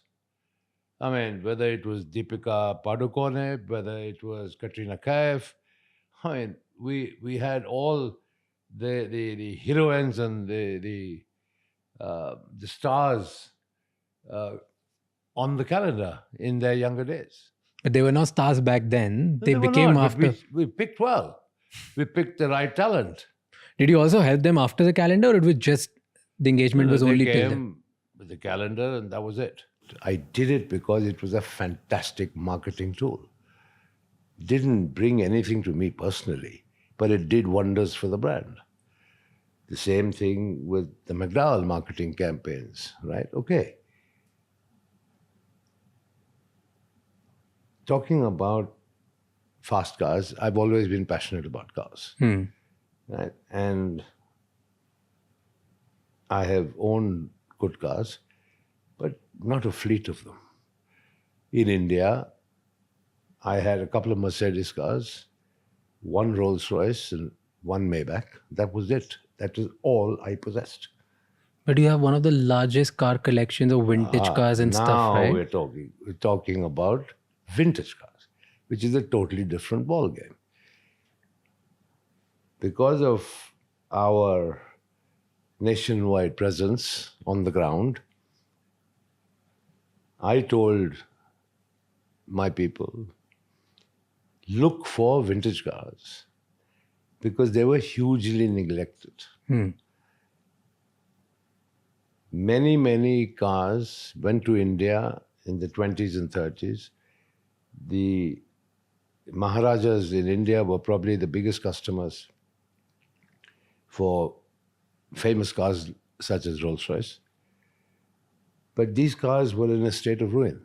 Given my inherent interest in cars, I said I want to collect these and restore them, which I did. I mean, in those days, I have bought a Rolls-Royce for 50,000 rupees with a tree growing through it in somebody's backyard, deep in Telangana. I have bought cars that have been rusted, parts missing, etc., etc., etc., all of which I lovingly restored over a period of time. That is my passion for cars. And those cars still exist. Of course, you can't export them because that's a Government of India policy. So they are in India. Tell me about the top 3 cars which you absolutely loved out of your collection from the vintage cars back then which you owned, maybe in England or in India or anywhere. In India, I had, I think it's 1931 PS Arrow, which is a fantastic American car, and which I took to Singapore. I entered Singapore to Malaysia rally and won it. And very proudly flew back on an Air India flight with a big trophy in my hand. That was one of my favorite cars. I have a Rolls-Royce Silver Ghost that was supposedly owned by the Nizam of Hyderabad with a very unique body on it. That's a special car. I have, I think, a 1903 Darracq, which looks more like a horse-drawn carriage. It's French, with a single-cylinder engine, still runs. So yeah, these were some of the unique ones which were personal favorites, let's put it that way. What's the most ridiculously expensive thing you've bought in your life? I mean, it depends what. I mean, You're talking about a car, you're talking about painting, you're talking about property. Give me example of one each. No, I mean, look, I have a family trust set up by my father that, has acquired various properties in different parts of the world. The media said I had over 20 properties, probably one in each country I went to, which is, once again, a hugely erroneous exaggeration. Yeah, sure, I have properties in England, properties in America, where my kids live. I had a lovely property in France, which you rightly pointed out, owned through Gizmo, which is a holding company. And then when I had the big brewery business in South Africa, we had a home in Cape Town, which was sold when the business was sold because I had no reason to keep going there. That's about it. And you talk about one of your houses, which was very spoken about, actually two of them.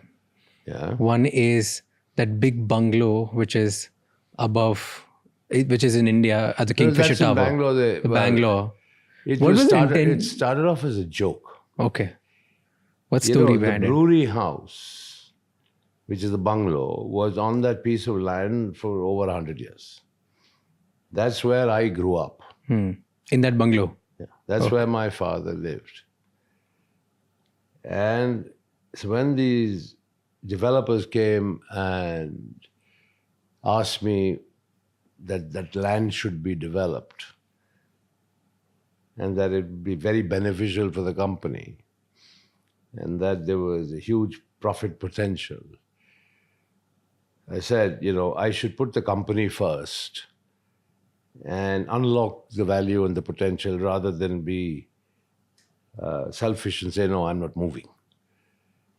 So in a joking way, I said to Irfan Razak of Prestige, very dear friend of mine, top man, I said, Irfan bhai, if you lift this building and put it on top of the tower you want to build, I'll agree. He said, okay, that's what we'll deliver. That's what they did. Wow. What is there inside the house? I always wonder every time I go to Bangalore. It's unfinished. It's unfinished because it's embroiled in this UBHL liquidation controversy right now. But, given that the banks are settled, and I think UBHL should come out of liquidation and be restored to its shareholders, which is what I'm working on now.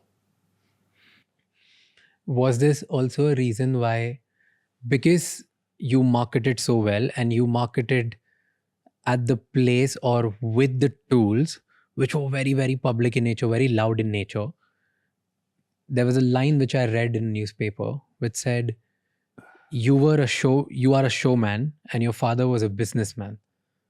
Is that why people misunderstand you?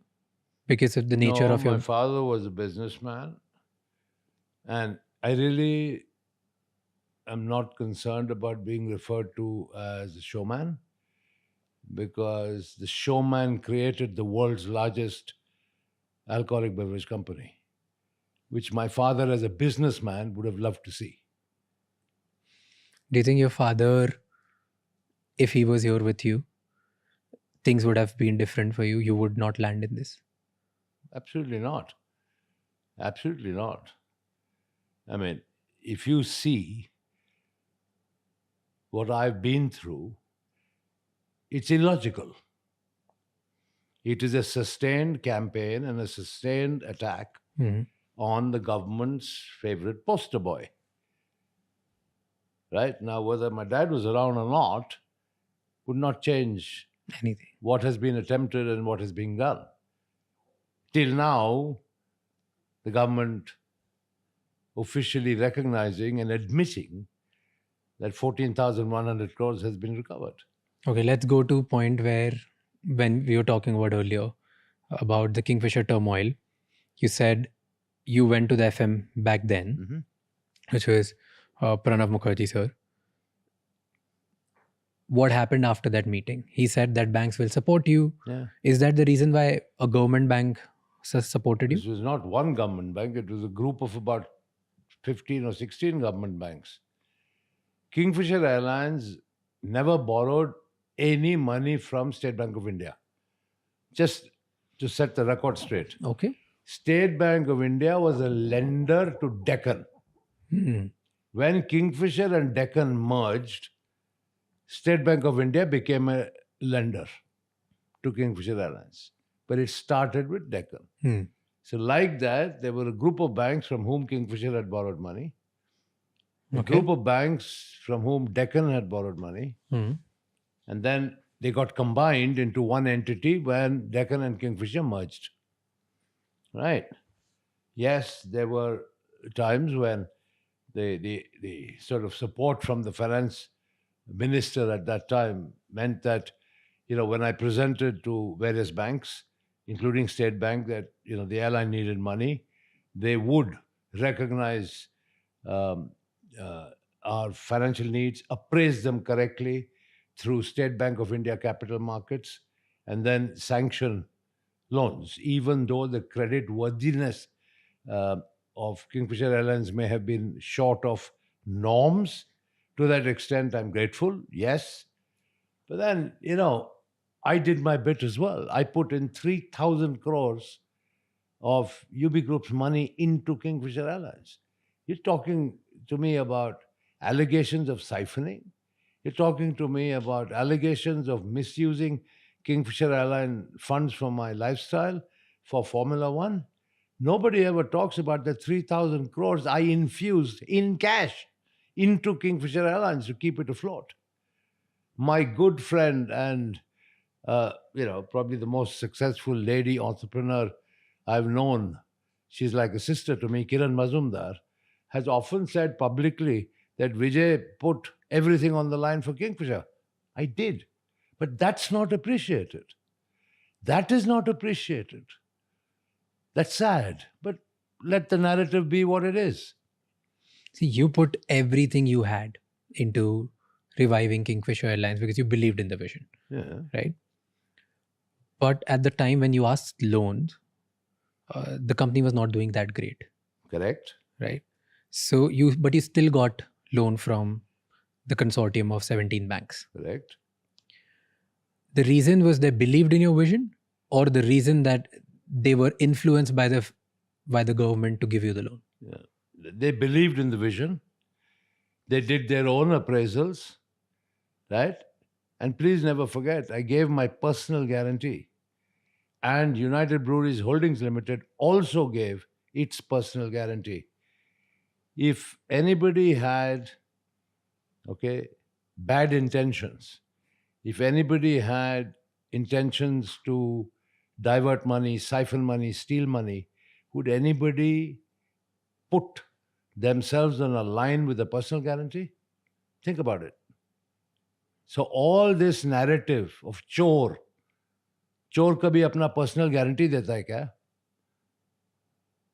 That is why I say in the last 9 years, I haven't bothered about changing this narrative, because it is what it is. It's written by the Indian media, of course, prompted by the government, who have had their own press conferences, etc. I mean, Sambit Patra, the BJP spokesman, called a press conference and bandied around in front of the Indian media letters that I had written to Prime Minister Manmohan Singh, trying to establish a nexus, right, between me and the Prime Minister, and alleging some sort of wrongdoing by the then Congress Prime Minister. I mean, one could see through the political rhetoric straight away. I mean, why wouldn't any Indian citizen write to the Prime Minister for help? Fair. Because I never asked for money. I asked only for policy changes. Let's go to the series of events. After this, what happened? What happened? So, I'm quoting just pure research. Okay? Quoting whom? Quoting pure research of what's out there on all the newspapers. So, you got a loan from banks, and usually the normal nature of providing such big loans is people give you this kind of loan against collateral. And in this case, bank took brand name of Kingfisher as collateral and gave you the loan. One of the collaterals. One of the collateral. What were the other collaterals? Several other stocks, shares, property.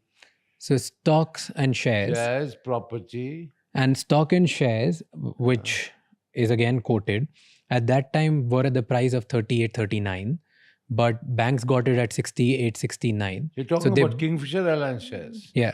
What about all the other shares of UBL and USL? Nobody talks about that. But where do you think they got this 14,000 crores from? I'm talking about back then. Like, no, 1 minute. They have sold assets and realized 14,100 crores. Yeah. A large part of which were my shares. So you have only focused on brand value. You've forgotten about the shares. No, I'm talking about shares. Suggested, wait a minute. I never suggested that the brand value would generate 14,000 crores. My shares that were pledged did. So there's your answer to all this narrative. So you're saying that... I'm not saying, it's fact. No, so the facts are, which you are quoting, is they took shares of Kingfisher Airlines at the double price because they were also getting shares of UB. Mm-hmm. That's why there was some kind of negotiation which was played on. No, it's a multiple basket of securities. But still, why would a bank pay twice the share price? Look, nobody dreams up a share value. Okay, there were professional merchant bankers, including State Bank of India capital markets involved. They arrived at a share value. The part of the loan package was that Kingfisher's shares in the airline itself needed to be pledged to the banks. But that was not the only pledge. It was part of a basket. But then the media chose to focus only on that. So I would like to ask the legacy media, where did the 14,000 crores come from? But you made such a hullabaloo about share price of Kingfisher Airlines. Now you see. Now do you see how people pick and choose to discredit you? Isn't it pretty evident? Okay. So then this happened. Again, a business decision by banks. They did everything. There was no influence involved. It was pure play business decision by a bank between you and the banks. You should ask them this question. You lent the money. On what basis do you lend the money? They should answer the question. I'm the receiver. First of all, and let me clarify here, when you keep saying you borrowed, I never borrowed 1 naya paisa. Vijay Mallya has never borrowed a single rupee from anybody ever. It was Kingfisher Airlines, the running company, that borrowed. I was a guarantor. Please, there's a big difference. And then the money came in, but Kingfisher Airlines was still bleeding. Whatever the case may be, I also put 3,000 crores. You put in 3,000 crores, you put in everything, and you tried to revive it. And then one series of events happened where there was a non-payment of the oil bills, and that's why the oil companies started asking you for advance money, and that shaked you a little bit more. But yeah, the working capital cycle got disrupted. It's natural. Then there was another series of events that Kingfisher Airlines was not able to pay the airport fees, the landing charges. Listen, when a company goes through a cash flow issue, it affects everybody. Yeah. You cannot isolate one particular creditor or vendor. No, so I'm coming to something. If there's a cash shortage, okay, it's across the board. So across the board, then there were catering companies which were affected. Whoever, there was no food. Everybody. After one by one, there was non-payment of certain things, cash flow issue. Did you, at any point, did you think that this is not going to work? You were still pushing. You were still trying to push it. I was pushing in the hope that the foreign investment that I had already negotiated was going to fructify, which I had already agreed, right, with James Hogan. But the permission never came. It was sad, and I guess my misfortune, that 6 months after Kingfisher collapsed in October 2012, that the same Etihad was granted permission to invest in Jet Airways. Okay. Then another thing happened. Okay. So you were expecting all of this would happen. You asked your people, your staff, your employees to wait that the money will come in. Yeah. But they were not paid. The staff was not paid. Sadly, no. Right? But there's again a statement that your international employees were getting paid, Indian employees were not. And the reason is that because internationally you would have held accountable, in India you could get away with anything. Was that the reason? I didn't know that. But why were you paying international employees and not your? It's very simple. The money was available through ticket collections in England. Because money was available, staff salaries were paid. In India, the High Court of Karnataka had frozen over 260 crores worth of cash. Okay, now I'd like to focus on this non-payment of salaries. There has been a hell of a lot spoken about it, all right, which has pained me no end. It has seriously pained me. In my track record as chairman of UB Group, I would ask anyone to check on how I cared for my employees. I was proud of the care that I gave to my employees. Why would it be different for Kingfisher employees? The company in India had no money. There was UB's money of 260 crores in the bank with the bank under the control of the government of Karnataka. We applied officially and formally to the High Court, please release the money to pay the salaries. Court said no. Why? The same banks objected. The same public sector banks objected. Why? Why? Because they They said wanted. that money belongs to them. Because the company had defaulted in payments. But as far as I was concerned, I asked the court, please release those monies to pay the employee salaries. The banks objected, the courts refused. But you personally took salary from Kingfisher Airlines, 33 crores a year? No. I took salary of 33 crores a year, I wish. Why do they talk about it Who then? talks? Show me the balance sheet where it's written. Can you show me? Not the balance sheet, but the media talks about it. I can show you an article. Ask the media where's the balance sheet. So you never took salary, I never took 33 crores of salary. or did you take any salary when other people were not getting paid? Obviously not. I mean, you really think I'd pay myself to the exclusion of other less well-to-do employees? That's what the world thinks. That's unfortunate view of the world about me, which is sadly completely false. But then they all were on the road striking against you. If you would have spoken to them in a nicer way, probably, or I don't know. Spoken to them, tried to explain to them, but at the end of the day, they did what they thought was best. They were under stress. I respect that. I'm not blaming anybody. Okay, a couple of people have said some nasty things, which is fine if they are under pressure and their livelihood was under pressure. I fully understand that and I take it in my stride.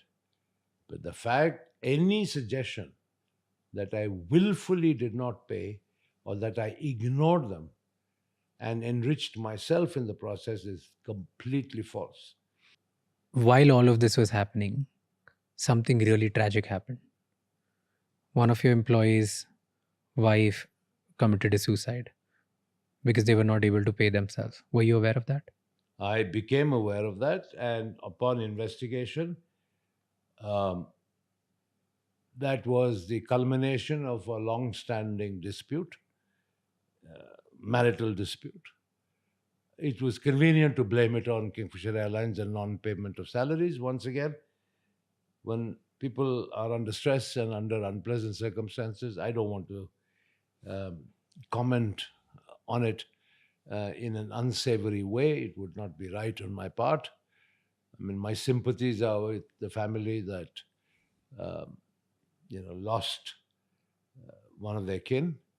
But I can tell you that we investigated the matter, and okay, sadly the tragedy did happen, and yes, sadly, equally sadly, that family had not been paid their salary.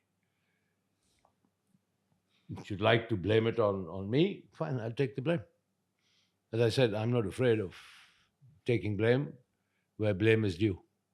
Now, I can face up to reality and truth. Did you feel like you should have said sorry to employees? Because I you were sent not able to. condolence letters. Of course I did.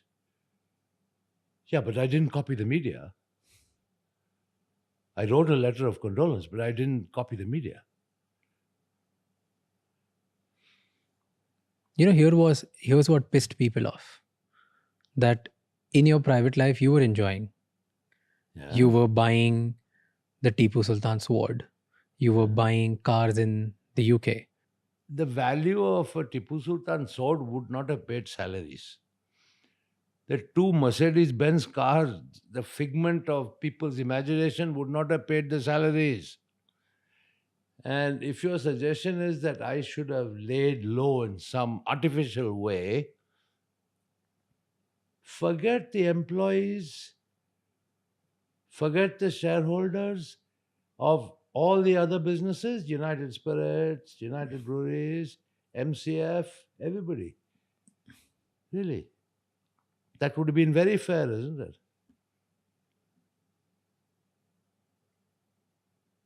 And behave in a manner where my only asset and liability in life was Kingfisher Airlines. I had nothing else. That's the way I should have behaved, right? What about the salaries of the other employees of the other group companies? What about the shareholders of those companies? What about the future of those companies and the management of those companies? So sadly, if one company fails, is it your suggestion that the whole group must fail? No, definitely not. Okay. Everybody loves to talk about the failure of Kingfisher Airlines, and of course, pin me, the blame on me personally. Forget about everything else. It is Vijay Mallya's failure, Vijay Mallya's failure, Vijay Mallya ka chori, Vijay Mallya ka fraud. Everything is Vijay Mallya. Fine. What about United Spirits Limited, United Breweries Limited, from where it started to where I left off, and the wealth creation in the hands of shareholders and the wealth creation in the hands of employees, probably amongst the highest in India in the corporate sector, highest, all forgotten. Nobody even refers to it. Kingfisher Airlines, Mallya, Thoko Saleko. That's it. The narrative begins there, ends there. Do you think if you would have done things differently, probably this side of you would have been more celebrated than the side which has gotten... Once the media started, beginning with one particular channel whose anchor is known, right, to shout the house down, right? What did I start by saying? Vijay Mallya, I want to see you eating jail food. Vijay Mallya, I want to see you in jail clothes, etc., etc. Started from there. Everybody had to jump on the bandwagon. I think in the same time, because we're talking about events, somebody mentioned that you took out 35 million euros and invested in buying properties in France. Rubbish. Some dummy company called, I think, Gizmo Holding or something like that. Tell me, if I had siphoned Kingfisher Airlines money to such an extent, as people suggest, Mhm. how would the airline run? On the bank's own admission, on the debt recovery tribunal's own admission, 4,999 crores was the debt. Hmm. Right? Yeah. Rest is all interest. ठीक है ना? The suggestions are that I have stolen or misused most of that or all of it. How would the airline fly?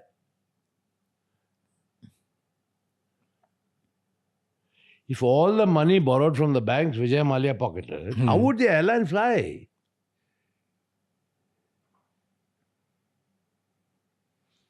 See, so all these allegations and false narratives being painted by people, if you analyze them, they make no sense. What also is not making sense to me is when the government said that they're going to support you in 2008, the FM said that they'll provide the loan, which they probably did with the banks. Mm-hmm. Later in 2011, the union minister of the same government they started objecting that you were not paying even taxes. 150 crore was pending, and they started putting you in the public eye. But they were arrears. Nobody is disputing that. But compare my arrears with Air India's arrears. Air India's arrears were probably 10 times that of Kingfisher Airlines. That was because of the stress of the aviation sector. And why did Air India didn't get anything and you got everything? Every little scrutiny happened with you if Air India was in trouble more than you, which actually was the case. It's a fact. Yeah, it's a fact. They were in a more daunting situation than yours, like the airline. Yeah, but all the focus was only Kingfisher. Why? You should ask those that Why do you think? turned on the spotlights. Why do you think it happened? Like clearly combination of animosity, jealousy, whole bunch of factors. And, once again, unproductive things to think about. In life, think positive. Come on, it costed you a whole life in India. You must have thought about it hundreds of times. No, I'm not. In any case, since 1988, I've been going to India for less than 180 days in a year. All my 3 children are American citizens. All have lived outside India, never in India. My mother has been in this country for over 30 years. What do I go back to? Of course, I will get the most ceremonial welcome by the Indian media. Of course, sure I will. My goodness, it will be headlines of every single newspaper. Okay, so 2012, the airline got suspended. Non-payment of multiple things, working capital, cash flow, everything got really, really bad for you. Right? And then the big bash happened, the birthday party, which is often talked about in 2015. Go ahead. What happened between 2012 and 2015 with this case? What happened? I'm asking you, what happened during? What happened? Did In everybody what sense forgot? what? Did everybody, they were not bothered about Kingfisher Airlines, or what the cases were going on? Of course, everything was going on. Nothing stopped. Nothing stopped. Because people don't talk about that often. What happened? What was going on?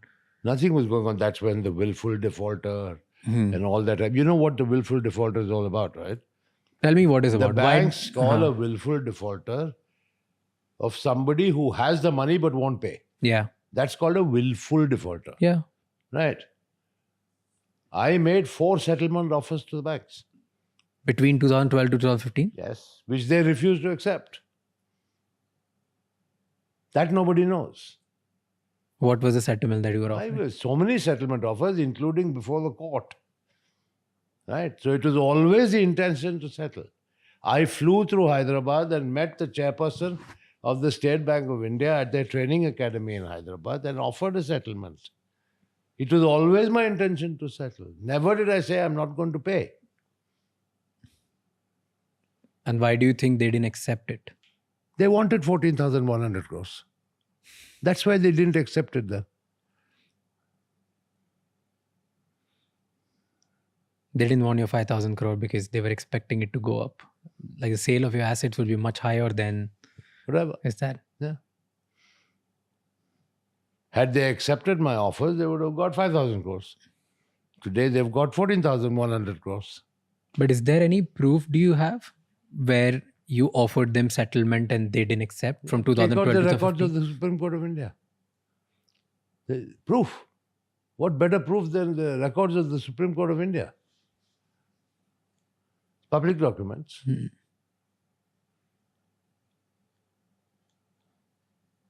So let's say you offered, Yeah. nothing happened. Nobody, not even a needle moved. It just kept going on. It kept getting worse. And you knew this trouble was going on. And in 2015, apparently, according to the media, this is where things went down, where you had a grand birthday party, your 60th birthday party, 18 December 2015, right? Correct? What happened in that party? Nothing. It was a party that, normal party that I had. And I've had so many of them over the years. Do you think you shouldn't have done that party or made it so public? But why? Why? Because the whole narrative is against you. You spending, see, this is what a common person would think. If I was a Kingfisher employee and I've not gotten paid for XYZ reason, for let's say economic factors, business model, whatever, XYZ reason, I'm not getting paid. My livelihood was dependent on this. And then I see the promoter of my company spending millions of dollars or Enrique Iglesias to perform for his birthday party. I would get enraged.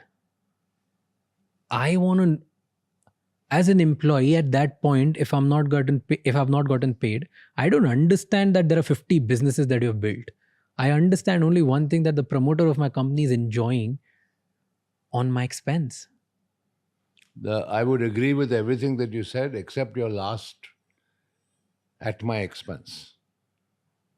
The promoter of the I'm talking company, like a common person, that's why I'm asking. fair enough. The common person didn't know that upon objection by the same banks, Karnataka High Court declined to agree to drawing readily available cash to pay the salaries. Right. Okay, I agree with you. The suffering employee would have also said, the man has United Breweries, United Spirits, is none of my business. Right. Right.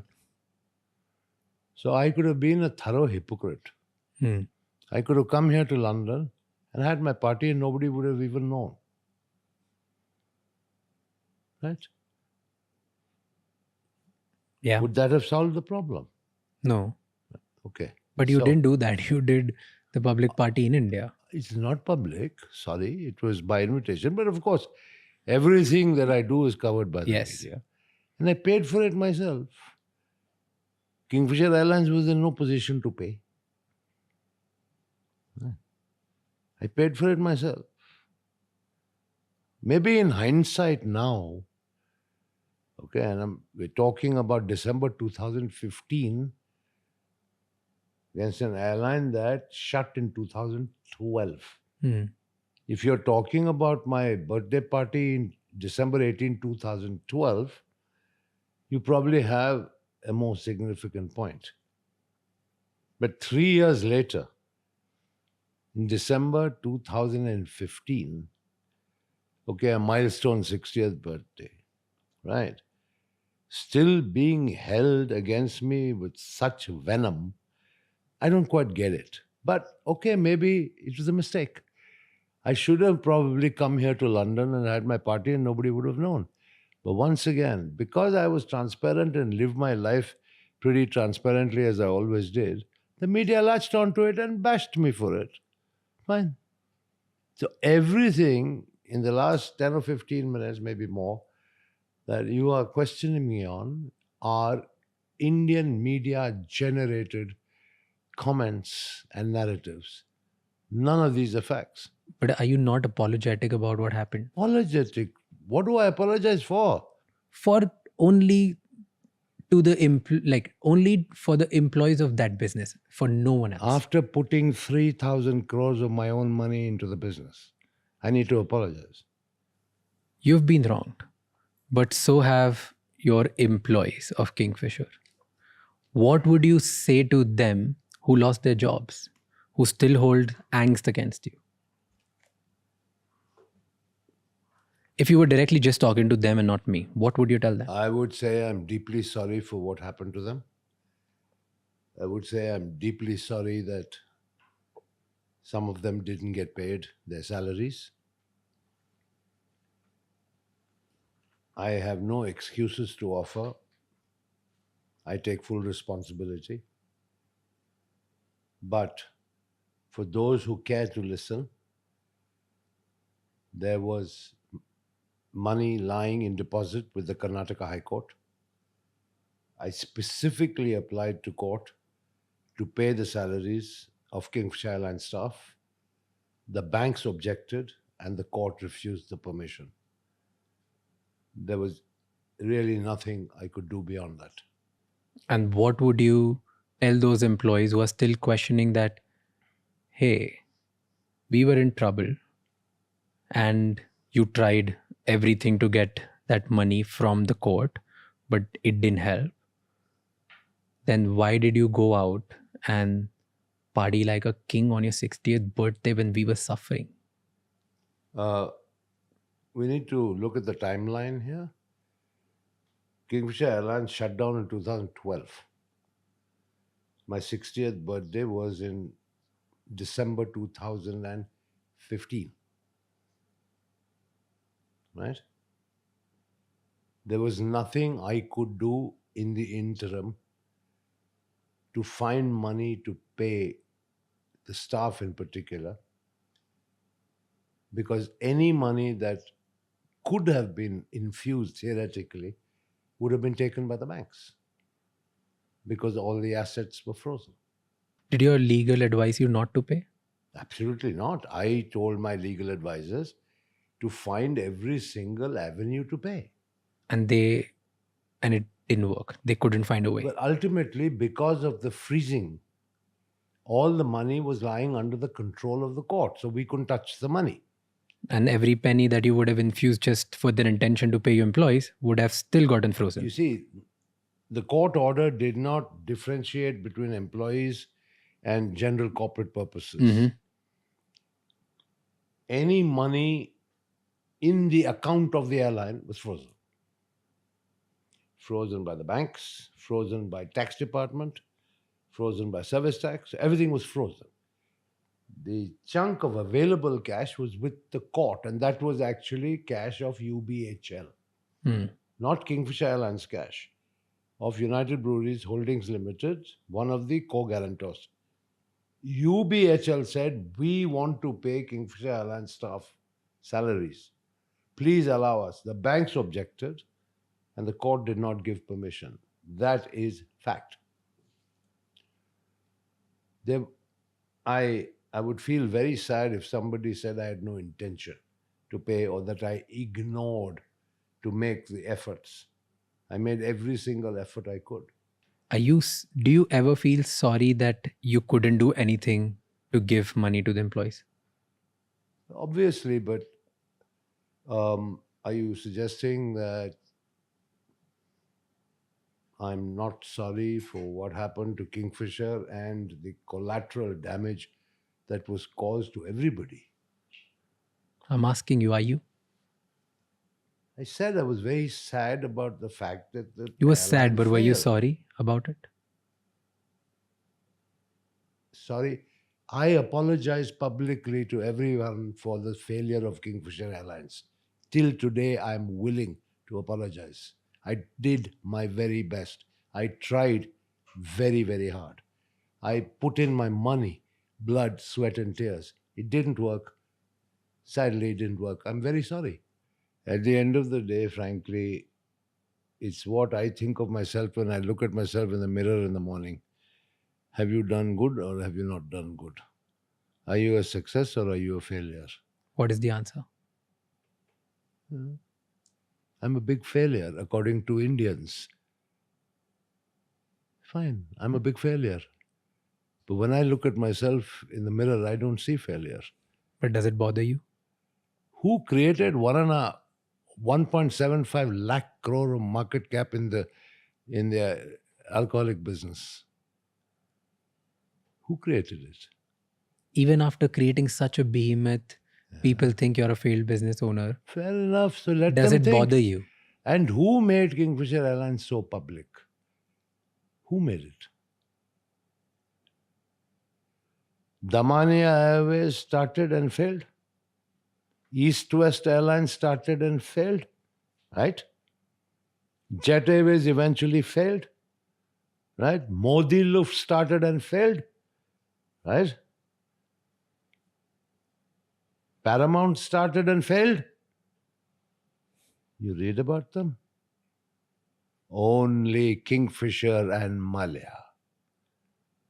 Is that not a targeted attack? Because here's what got crafted after it. Who crafted it? I'll tell you. I'll come to that. Tell me. Then, So tell me, what about all these other aviation failures? see, nobody cares about them because nobody was as public as you. So now we're talking that I pay the price for my own public image. And the fact that you left the country. That's which is another. Yeah. So I'll come to the series of events of these, both of them. No problem. Okay. So 2015, December, this happened. Before that, CBI started investigating you. And I appeared before the CBI 4 times. And CBI concluded their case that they found you siphoning the money. Was that the thing? Completely false. Okay. There is no allegation of money siphoning by CBI. What did CBI conclude? Nothing. That I spent on a private jet, which was Kingfisher Airlines' own asset, Yeah. that I misrepresented to IDBI while taking the loan. What did you misrepresent? That I misrepresented. You asked me a question about brand valuation, right? So one of the allegations is brand valuation. Was it also bizarre? Like IDBI gave you loan in just 2 days, and on Sunday you got the money transferred in your bank. Yeah, but then that was a short-term loan. Okay. They got the money back and then they participated in the consortium lending. Okay. Yeah. So, but there is no allegation of siphoning money. None. Zero. So it was misrepresentation Yeah, that's and it. using that money or using the Kingfisher loan proceedings to buy a private jet. Not private jet was owned by Kingfisher Airlines. The Kingfisher Airlines own asset. They said I misused it. I misused it for personal trips. Did you? I think if you see the line of private jets starting from Mr. Ambani's in Bombay Airport and ask them who uses your jets, you'll get the answer. Come on, deflecting is not a right It's way not of deflecting. answering. I'm asking you, What? did you misuse it? What is misuse? I don't know. Whatever they're quoting, do you agree with it or no? So you agree with the CBI? No, I'm asking you, do you agree with it or no? I am Obviously, not agreeing I with don't anything. agree with it. Obviously, I don't agree with it. You used it for business purposes only. What do you mean business purposes? If I had to fly on holiday, I'd say, private jet, आप खड़ा रहो इधर, मैं जा रहा हूँ Air India से. That's what CBI had problem with. Is that the case? Yes. That yeah. you took the... Come on, that would not only be the case. Huh? That would be a part of your case. Let's say But using... this is what I'm saying. The principal one was misrepresentation. Okay. Yeah. So that is first. that's it. Misrepresentation. And because of this, they issued an LOC. They issued LOC, right? Lookout circular to the immigration office that Vijay Mallya should not leave the country. No, I'm not aware of any of that. Okay. Because then there was a public issuance against in 2015 where the LOC which was issued for you had few words changed. I know nothing about this. Okay, so there was, and this I'm quoting from again another article where I can show you the article. Yeah, Where but it's I've never heard of this before. okay. So the article said that you met with someone really powerful, and after that, in just few months, the lookout circular got changed, and the lookout circular changed into okay. Next time to the immigration officers, that if Vijay Mallya comes to the airport and want to leave the country, you need to inform us where is he going and for what purposes. You don't need to stop him. But earlier, the CBI put out a lookout notice that you should not allow Vijay Mallya to leave the country. And this change was made in 2015. I know nothing about this. This is the first time you are informing me. I went in and out multiple times. During the entire tenure. Never a problem at all. And what you're telling me now is news to me. I've Wow. never known of a LOC issued or any other form of notice. The change happened on 24th November 2015. Just few words. No. And it specifically read, this was a fresh LOC, that he needs to be questioned before leaving the country. Where is he going? And this needs to be informed to CBI. After that, he can continue traveling. He should not be stopped. That's fine. That you said when in 2015? 24th November 2015, a fresh LOC was And before that? circled. Before that, there was just, I don't have the I must exact have date. gone in 4 times before that. Oh. So then, where's the LOC? So all of this is random thing that you met someone really powerful in Delhi and got changed, and you changed your CBI circular or something. Nonsense. Okay. Then another series of event happened, because after your public birthday party, people started losing their shit. They started getting pissed. It became even more public. This 2015, end of it. Your Supreme Court interfered, I guess. Supreme Court entered in this whole case, and they put up a bench that 3rd March 2016, your case needs to be heard or needs to be represented in front of Supreme Court. On 1st March 2016, I think you were in Delhi, you went to the parliament, and 2nd March, you left the country. One day before, when you were about to be present in front of Supreme Court. Is all of this real? Or none of it is real? No, this is completely false. There was no Supreme Court hearing. I was not summoned to court. I'm not aware of any court hearing.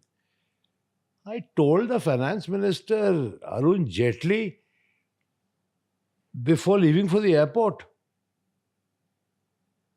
And then I flew from Delhi to London. I was on my way to Geneva for a FIA World Council meeting, which was fixed months ago. I told the finance minister, because I went from Parliament to Delhi airport. When this news hit the media, once again, it created a storm. Yeah. People went running to Mr. Jaitley. He denied meeting me. A Congress MP saw us and then said to the media, no, I saw them together. Mr. Jaitley had to retract his statement and say, yes, I met him, but only while I was walking. It was a fleeting meeting. I never said I went to Mr. Jaitley's office, sat in front of him, had tea with him.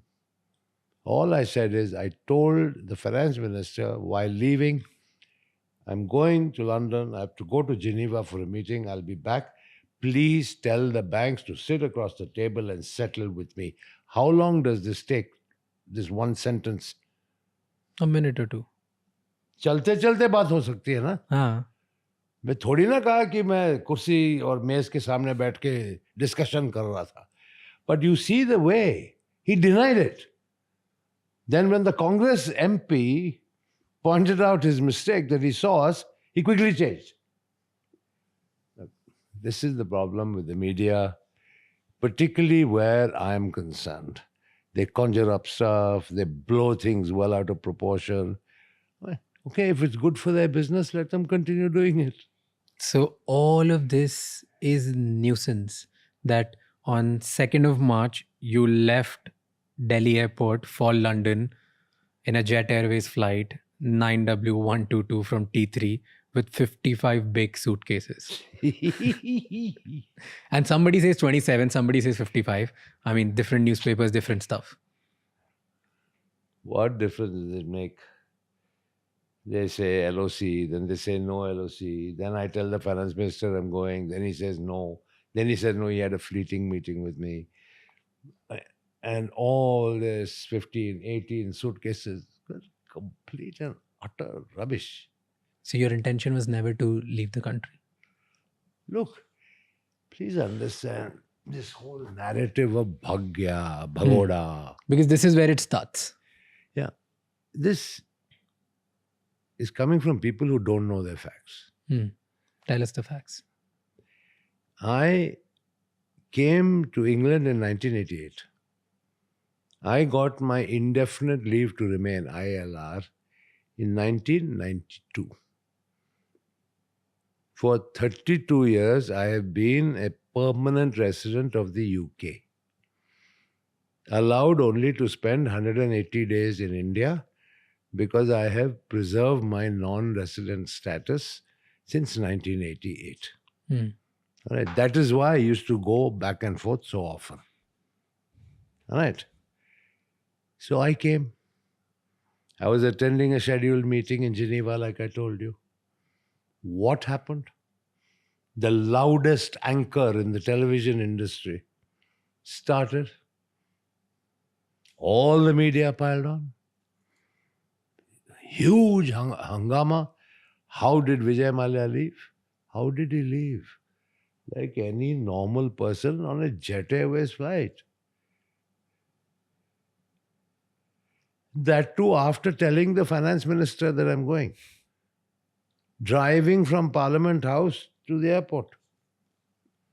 Right. So this whole tamasha started. Right. How does government normally react to media frenzy? Check your own facts. So I said, okay, let things cool down.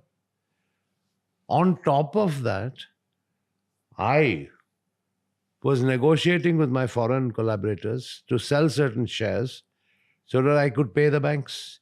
My intention was always to settle with the banks. Right? Yeah. So I wrote to the enforcement directorate who sent me a summons. I need some time. I'm negotiating. I want to settle with the banks. I've got some business to do. I've already appeared before the CBI. I will appear before you. Right? Just give me some time. What happened in the meantime? They revoked my passport. Revoked it. Okay. When was this revoking? 2016. Oh, right before you left. Before Right after you left. Yeah. Passport gone. How to travel?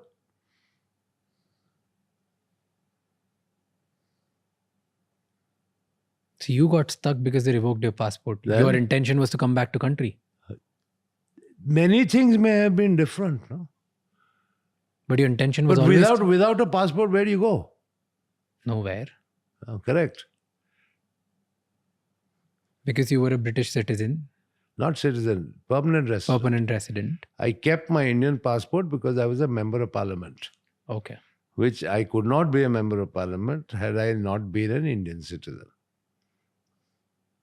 So if your intention was to come back to the country, why didn't people allow you? Look, that you should ask the people. Why should I sit and speculate? But aren't they spending millions of dollars in cases to get your extradition done? Yes, because they have to make a show of things as well, no? Please, let's be very clear. Can somebody from the government say to the public, what crime have I committed for which I must be investigated? Have I stolen money from the banks? You must have a prima facie case that I've stolen. You can't just make it up in your head Yeah. that I've stolen money from the banks. You need some prima facie evidence. Right? Have I done any money laundering? Have I done any drug smuggling? Have I been involved in any violent crime?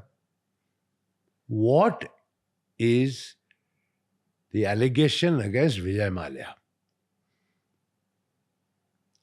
Nobody can have an allegation against Vijay Mallya of dishonesty because I have always been honest and truthful. I have never borrowed and I have never cheated and I never will. But you got this tag of willful defaulter. Willful defaulter is a person who can pay and who doesn't pay. That's a crime. That's a crime. Isn't it? You make up your mind. Then why did you freeze all my assets? You froze my assets in 2016. Right. That's how you've recovered 14,100 crores, right? You can't freeze assets of a person on one hand and call him a chore on the other hand. No? See, they call you willful defaulter because you had money and you didn't pay. And that's why they had to take such a strict action to freeze your assets. If you would have paid earlier, then they would have not done this. But if you're saying that from 2012 to 2015, you have applied multiple times in the court Correct. that you want to settle, Yes. why is all of this happening? I think it's very clear it's also been a part of the media where a particular senior officer of the State Bank of India said to a good friend of mine that as a banker, I would have settled with Vijay a long time ago. But if I do any settlement with him, I'll have the CBI on my neck the very next day.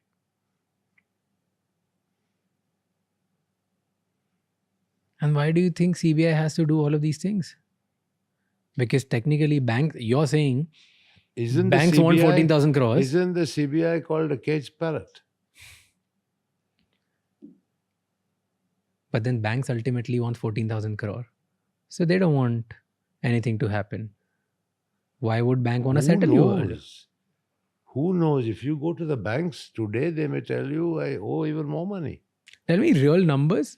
Because somewhere it's written 9,000 crore, somewhere it's written... There is no 9,000, that is all imagination. 6203 is the real number. Judgment debt. 6203, 6,203. And you have been vocal about it. I was going through your tweets. Publicly, you have been very vocal about that. Hey, I want to pay, come talk to me. Hey, I want to settle. There are multiple times you've just said it. I've shown you letters I've written to the banks. Nothing. We cannot engage with you. Period. Right? You were part of the parliament. And you were influential. You had money. You were powerful. You could do nothing about all of this. What went wrong? That probably is the cause of everything that followed. Who do you make a poster boy? Somebody who is insignificant, is it? Well, why would if you want to make an example of somebody, who do you make an example of? A visible person or an invisible person? Definitely a visible person. Correct. So there you've got the answer. But why would they want to make an example out of you when you were ready to settle? It was just a business failure in your terms. It suits you, to reject a settlement offer and to continue to claim that amounts are due to the banks and therefore you're a defaulter and therefore we're going to hound you and chase you. It suits the narrative. Today in India, business failure means fraud. If purely that line you're talking about, then yes, it's you kept asking me about me. why people tag me willful defaulter, why they accuse me, why the narrative is so negative about me. What happened to poor Naresh Goyal? What happened? India's biggest airline jet collapsed. Naresh Goyal went to jail. Right? What happened to people like Gautam Thapar in Delhi? In jail. Right? So if your business does badly, you're automatically referred to as a fraud. The inference is that you've stolen. In which countries does this happen? The biggest companies in the world fail, right? Are their management, senior management put in jail? Are they accused of fraud? The whole purpose of business is associated with certain risk as well. Yep. Right. But in India, sadly, you have a business that fails, you're accused of fraud and improper conduct.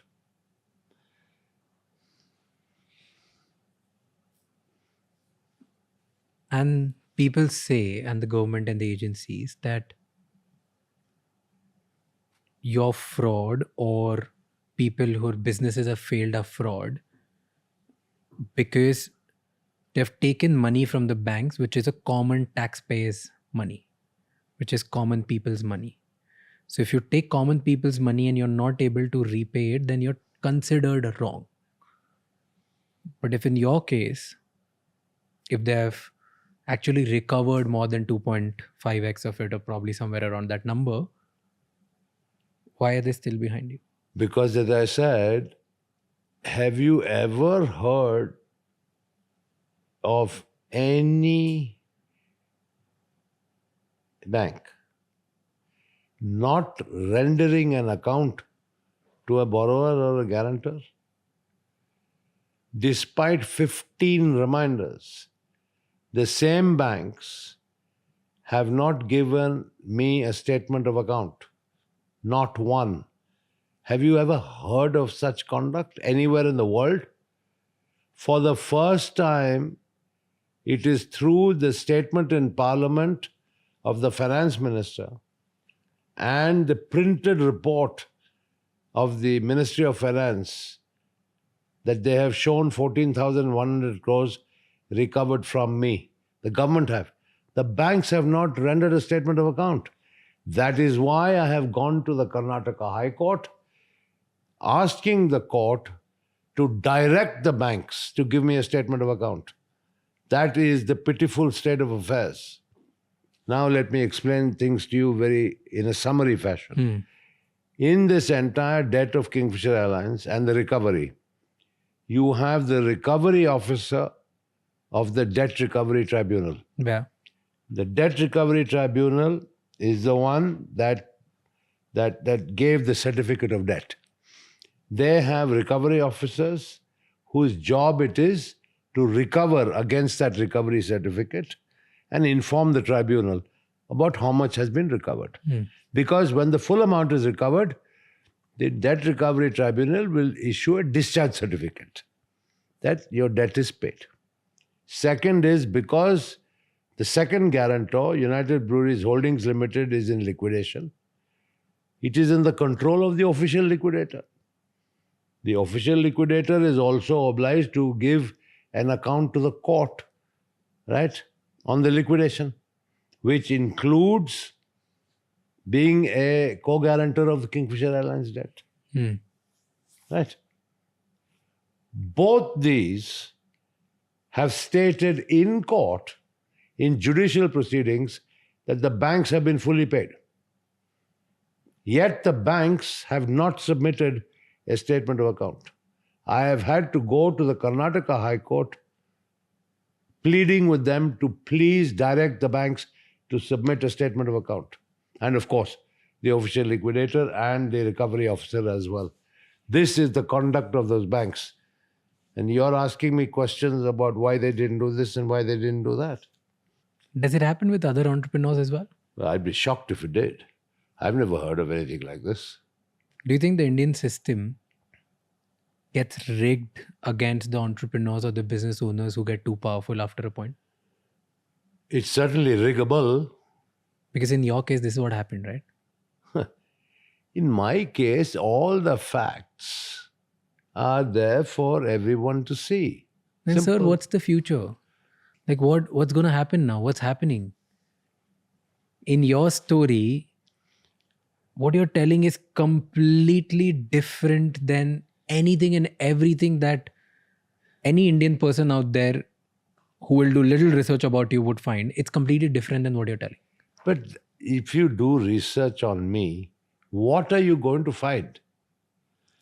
You will only find the narrative generated over a period of time by the Indian legacy media and to a certain extent the government and what they have said. And of course, when I say government, it includes CBI and ED and this, that, and the other. All right, that's all you'll find. All of which is false narrative, either deliberately written or, in some cases with the media, ignorantly written. So, is there a businessman, politician, media kind of nexus against you in India? I don't know who is against me except this government. And I made no bones about it that I am their poster boy. I am also a political football, right? You must have heard the narrative. BJP tells Congress, tumne loan dilwaya. Congress responds to BJP, tumne bhagne diya. Vijay Mallya is the football in the middle. What is the biggest challenge of doing business in India? Government. Explain. Government. It's in the Indian DNA. No matter what the state government or a federal government may say about ease of doing business in India, there is no ease of doing business in India. There are hurdles, bureaucratic hurdles, political hurdles all along the way. They may have reduced over a period of time, but no, I mean, you can't compare India and ease of doing business in India with any of the Western economies. But how did you manage that before? Like earlier, you expanded your group from a couple of 100 crores to thousands of crore. Then definitely you must be navigating somehow with all these challenges. What did you do? That's what I said. I had to maintain good relations with almost 29 countries. That's the 29 states, all of which were empowered by the Constitution to have their own policy on liquor. So I had to effectively be in the good books of 29 chief ministers. What do you mean by becoming or getting in the good books of the government? Well, you know... Like, were you doing favors? They were asking favors to you?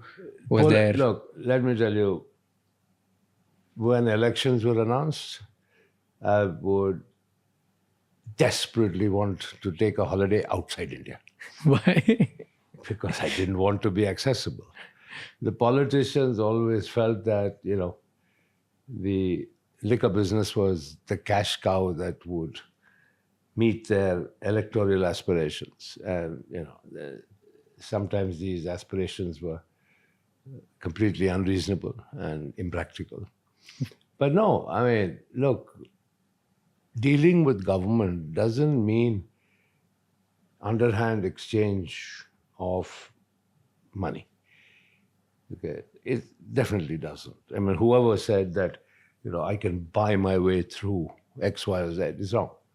Okay. You can have good relations with people, and provided you present a proposal to them that meets their own political objectives, it works well. But would there ever be exchange under the table as well? All of that used to work or no? You know, I'm not going to confirm or deny that because I leave it to your imagination. Because I think you know India as much as I know India. And they would ask for backing the election campaigns? That's what they would ask technically. Or was there something else as well? Look, the demands were varied. Give me example of 2-3 demands. The demands were, first of all, cash. Second, copious amounts of alcohol, which seems to be an essential part of any electoral campaign. For free. Vehicles. Cars. Yeah, vehicles, jeeps, cars, yeah. So it was multifarious.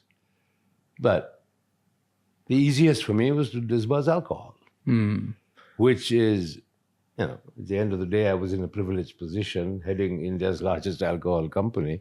I could say, all right, fine, But yeah, alcohol plays a big role in elections in India, even today. How do you make money now? How do I make money? Like today, how do you make money? I get a modest salary from my company. Not the Indian companies. No.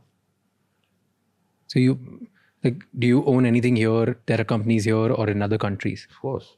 I told you I've been a non-resident since 1988. Okay? Even though I sold Berger Paints in 1996, I've had several other businesses outside of India for the last 30 years. What was your net worth at peak in India? I don't know, because it fluctuated with the share value. But if any number you had. Subject to great amount of speculation. Okay. Frankly, what difference does it make? What's your net worth today? I don't know. Probably zero, according to the banks. Probably. Walk me through your day today. What do you do now? Nothing. After all of this is done, what time do you wake up? How do you keep yourself busy? What do you do? Well, I have 6 dogs. I love them. I love dogs. I play with them. I like to keep abreast of international news. I love my dogs. I play with them a lot. I have a few classic cars, which I like to tinker with. But I have an office on the property next door with my staff. And yeah, as I told you, I have running businesses. And so I keep an eye on them. But sadly, a lot of time is taken on unproductive and very expensive legal matters. Sadly, once again, the banks in India, who are state-owned banks, public sector banks, carried their attack on me here even before the UK courts. So as if Indian legal proceedings were not enough. They even came here. Fine, so I have to defend myself. And the businesses that you run here, they fund the legal fees and everything that you're doing. Yeah. Let's put it this way, there's enough to go around. What kind of businesses are here? The same brewery or something else? Oh, yeah. Basically, say my core business. Alcohol, brewery, or all that. Yeah. You love it. You love doing the same thing. That's what's in my blood. I used to joke when I was young. I said I was born in a bottle.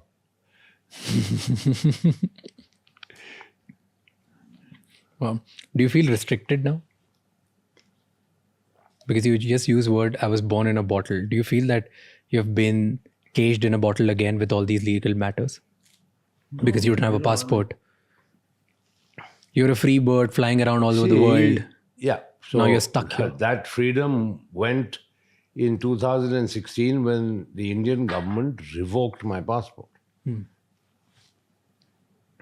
So it wasn't a suspension, it was a revocation. So I knew back then the consequence was no travel, right?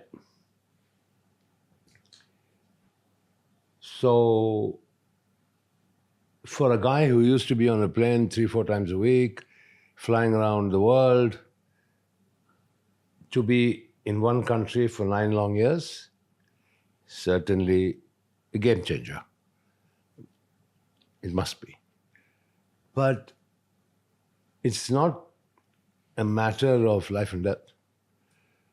I mean, it isn't that profound because there's enough and more to do and to enjoy a quality of life that, okay, has shrunk in many ways from what used to be, but it's still okay. One must get on and move on. Does it not bother you? No, it doesn't bother me. Do I look bothered? No, Not to me. It's not a question of what is the meaning of do I get up in the morning and wipe my tears away every day? No. Someday, some point, you're like, I'm done with this. Like, what the hell is happening with me? What is my solution? What are my options? The government of India has revoked my passport, right? All I can get is a one-way travel pass to India. That's it. What about my constitutional rights that every Indian citizen is entitled to a passport? And what happens if I try to enforce those? It'll drag on for years in the court. By the time I might be too old to travel. So don't you feel lonely here? No, well, I have a lot of my friends here in England. A lot of people come and visit me. Well, another one of life's lessons is when times are tough, you realize who your actual friends are. And I have realized that very comprehensively. I mean, those who used to be my so-called buddies who, in times of my heyday, for lack of a better word, are nowhere to be seen. You used to hang out with a lot of billionaires, Bollywood celebrities, politicians, a lot of people and your friends from the corporate world. They all stopped taking up your calls? No. The politicians certainly stopped.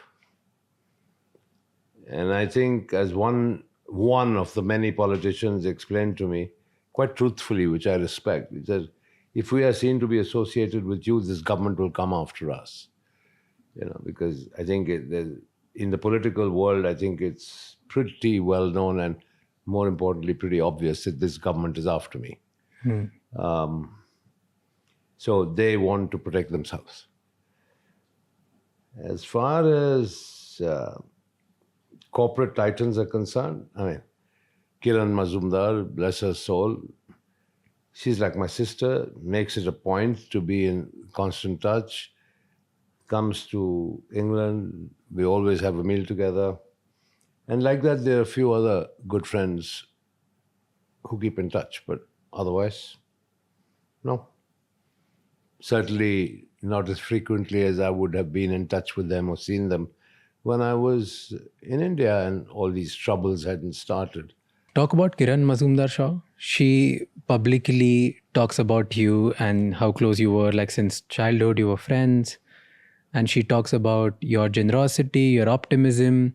She's been very vocal that you gave it all to save and fight it all. She has gone out in public and said that just it was bad times and bad things which happened to you, but you were right and you gave it all away. So she talks about it, and someone of that stature living in a very public market in country like India, usually people stay away from these conversations and people would want to, she talks, but she doesn't. She talks about it every time people ask about you. She's been okay about it. In fact, there was a statement that she said, a lot of people are optimistic. Vijay was probably rather more optimistic than most. And no, it she wasn't talks a about question of just optimism. Let me tell you, Kiran and me grew up together. I talked about the brewery house in Bangalore. At that time, there was a little colony. So there was a brewery house in which I lived and then 4 other bungalows. The one next to the brewery house was actually occupied by Kiran Mazumdar and her father. Her father was the chief brewer and the technical director of UB. Okay. And so Kiran and her 2 brothers and mom grew up in my house, in my colony, with one wall separating us. So we were very, very close. And Kiran has been very, very different. She started off being a qualified brewmaster. How many Indian women can you think of who would go and qualify as a brewmaster? But Kiran was determined to do it, and she did it in Australia. So, Kiran, as an entrepreneur, not only has been brilliant, but has a super brilliant track record. But she's a tough cookie, and she speaks her mind, which is something that people should respect. And being a woman at that. So I'm so grateful for her public support of me. She knows what I went through with Kingfisher Airlines. I used to share it with her all the time. And she knew that I gave it my all. I mean, forget about just putting in 3,000 crores. I mean, every bit of my blood, sweat, and tears went into trying to make Kingfisher Airlines work. Now that she isn't here, you're not there, here you're alone, friends, parties, businesses, that busy, restless life, nothing is there. In 9 years, what was the loneliest day of your life? I always have had something to do. I haven't been sitting alone. I told you, my interests keep me occupied. My pace of life is slowed down dramatically. My pace of life now is probably one of semi-retirement, to be honest. But that's what happens when you reach retirement age, isn't it? So the frenzy of the past doesn't last forever. And I'm in that phase. But I have enough and more interest to keep me occupied. Tell me, what do people misunderstand about you? I don't know what people understand to begin with. Forget about misunderstanding. I mean, people in general, particularly the media, they hate my guts. They don't like the fact that I rarely get flustered. And they try to break me down deliberately, brick by brick. They try very, very hard. But, you know, maybe it's my upbringing in life. Maybe because I started very young. I'm tough. And tough, so I don't get browbeaten. I don't get pushed over. I stand my ground. And the media hate it. They absolutely hate it. So, I've heard all this. Mallya is arrogant. Mallya is a show-off. X, Y, and Z. And the narrative keeps repeating time and time and time again. Because I have never taken out my handkerchief and started weeping in front of them. They would love that. If I did that in front of the legacy media, probably the whole narrative about me would change. But that's not me. Has this become your defense mechanism now? There was never any defense mechanism. Like now it has become your image that, hey, I'm not going to break in front of you guys. So I'm going to stick through it. And that's why I won't show my real side. I won't show my real emotions. I won't show what I'm feeling. But what I'm feeling is real. There is no other side. There is no other side. Please understand. For 50 years, I've been in charge. I've been through a lot. I've been there, done that. It's toughened me up. I faced the crisis of Kingfisher Airlines. I felt it more than anybody else. I gave it my all, but I kept myself together because I was a leader. If I had crumbled and collapsed, the airline would have crumbled and collapsed a lot earlier than it did. What are you feeling right now as you talk about you gave it all and you still couldn't save Kingfisher? Well, I'm sad about it because, it's not just about Kingfisher. I have never been used to business failure. I took risks, I made bold decisions, and I built my core business in alcohol into something I could be greatly proud of. I failed with Kingfisher, and that hurts me more than anything else. Kingfisher was a wonderful product, probably the most awarded airline ever, providing connectivity to places in India that were never connected by air before,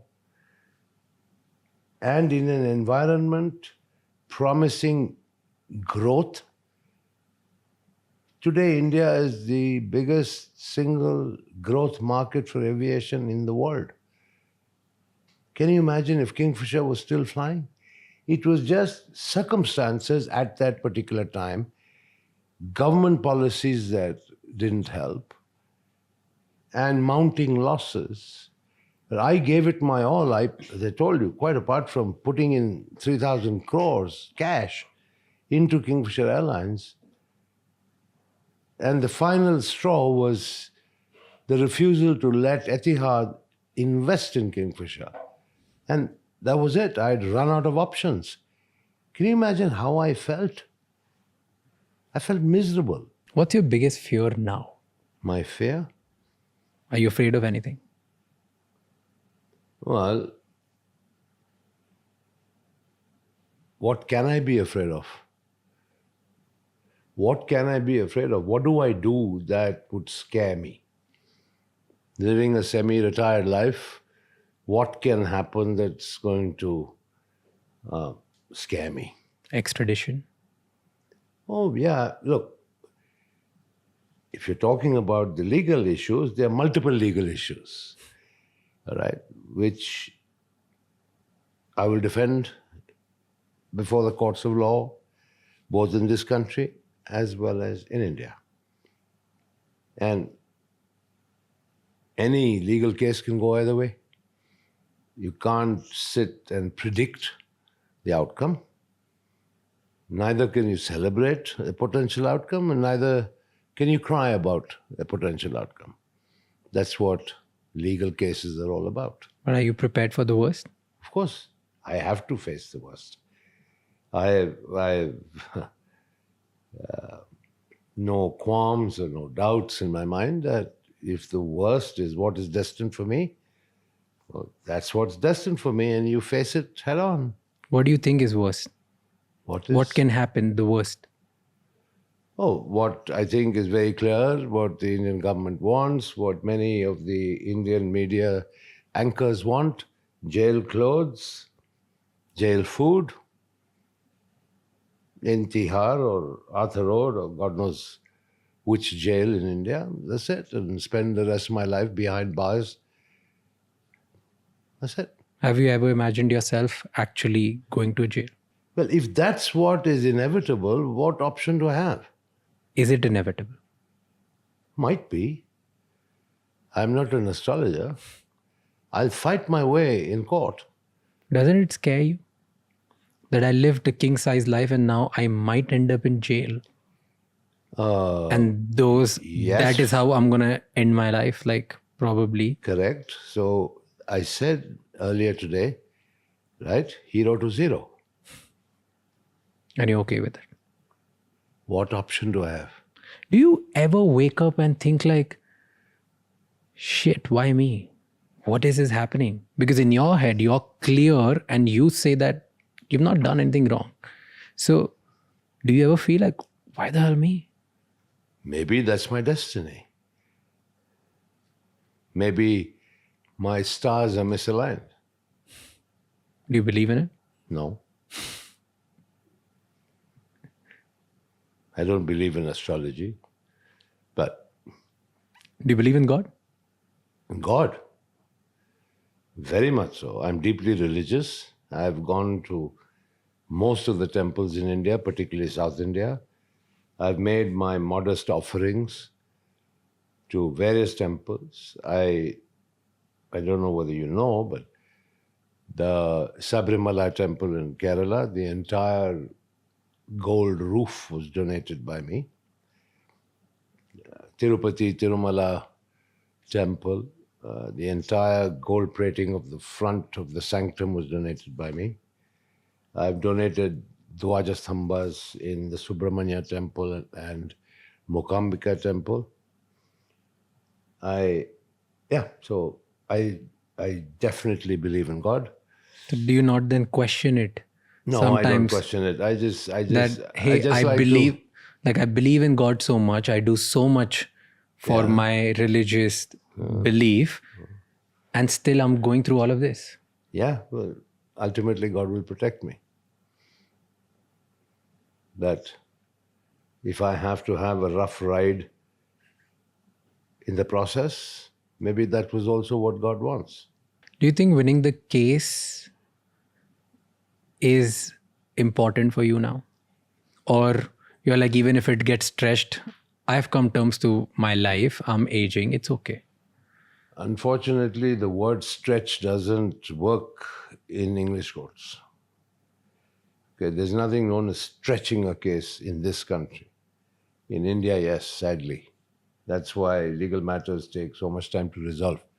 Here, dates fixed, trial dates fixed, decision rendered, story over. So you can't willfully kind of string things along. But is it important for you to win? Yes, because I believe I should win on merit. What have I done? I've done nothing wrong. I'm not a criminal. If you could go back to your younger self, what would you tell your younger self? Would you tell him to do anything differently? I think the values I've instilled in my son in particular and all my three children is by example, my hard work.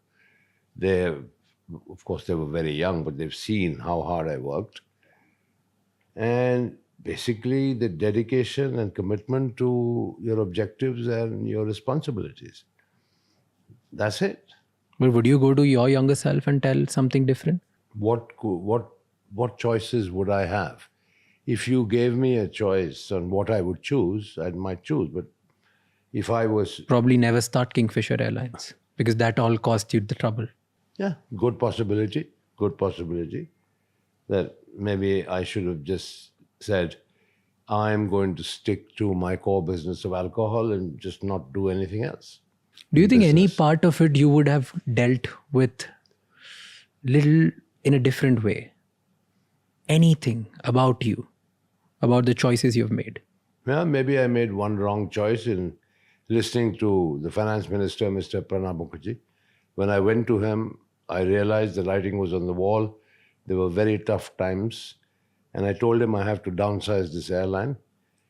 And he said, no, you cannot, and the banks will support you, and so on and so forth. And yeah, I listened to him. Maybe I shouldn't have. I should have gone ahead and downsized it.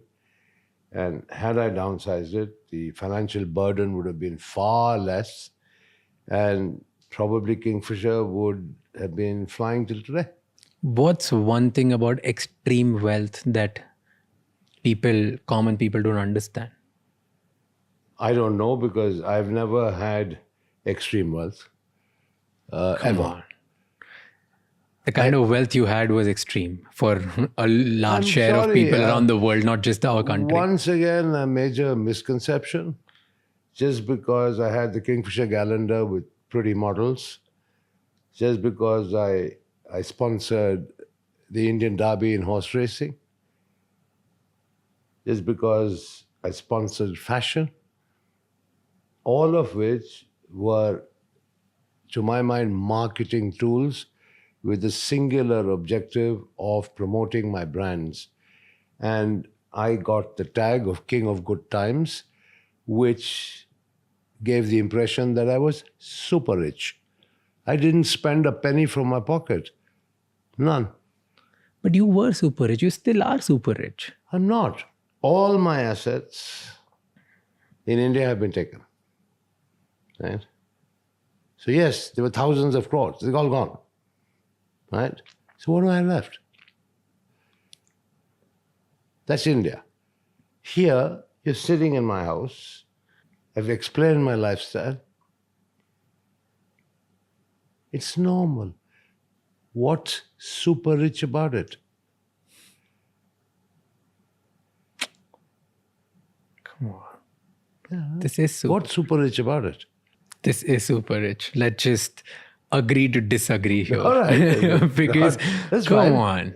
Fine. Like, what are we even talking about? Yeah, This so- is not a life of somebody, a normal taxpayer or a normal person going to a job, or 99% of the people in the world. Were you ever in control of your public image? Why? I never even tried. Because what you're telling, the version that I get to see in last 2 days, and what probably millions of people would get to see now,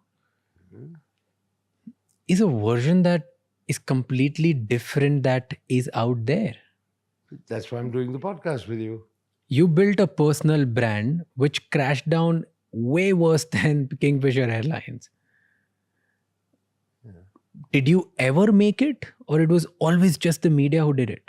It was only the media who did it. So you were never control of your personal brand ever at any point. Not once. Never even paid attention to it. And you never bothered. No, why should I bother? And why bother now? You're absolutely correct. But what's going on? Like, why do you care now? Because I'm not talking about brand Vijay Mallya. I'm talking about how I have been wronged. I'd like to show you something. All right.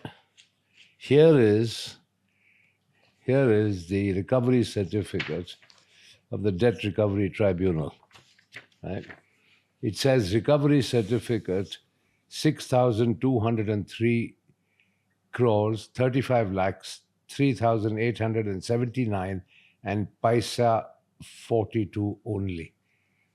That's the 6,203 crores plus interest at 11.5% with yearly rests. All right. So that is evidence of the debt. Right? Okay.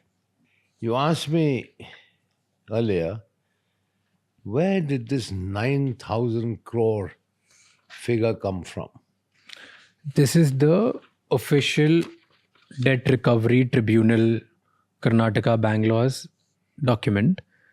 Yeah, that's And they have said that you owe 6,203 crore rupees. me along with four others. 4 others, yeah. Correct. Okay. Kingfisher Airlines, United Breweries, Vijay Mallya, Kingfisher Finvest. Correct. Okay. So the assets of all those combined, right, would need to satisfy the judgment debt of 6,203 6,200 crores. Yeah. Before I go very further, I'm the one under attack. Not all 4. Anyway, you asked me about where this 9,000 figure came from. Yeah, because it's written 6,203. No problem. Plus interest, whatever the case may be.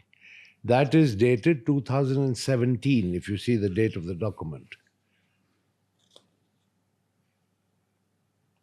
Yeah. I can't. Where is this? Maybe you should go to the end.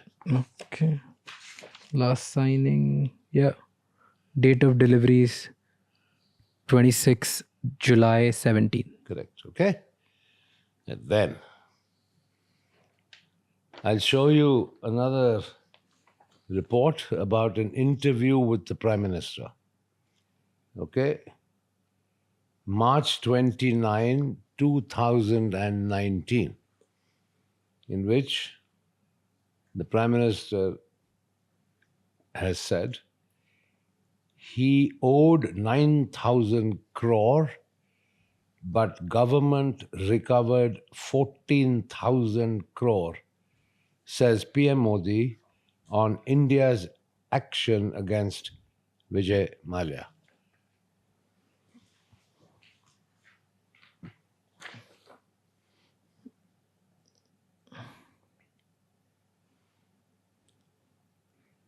But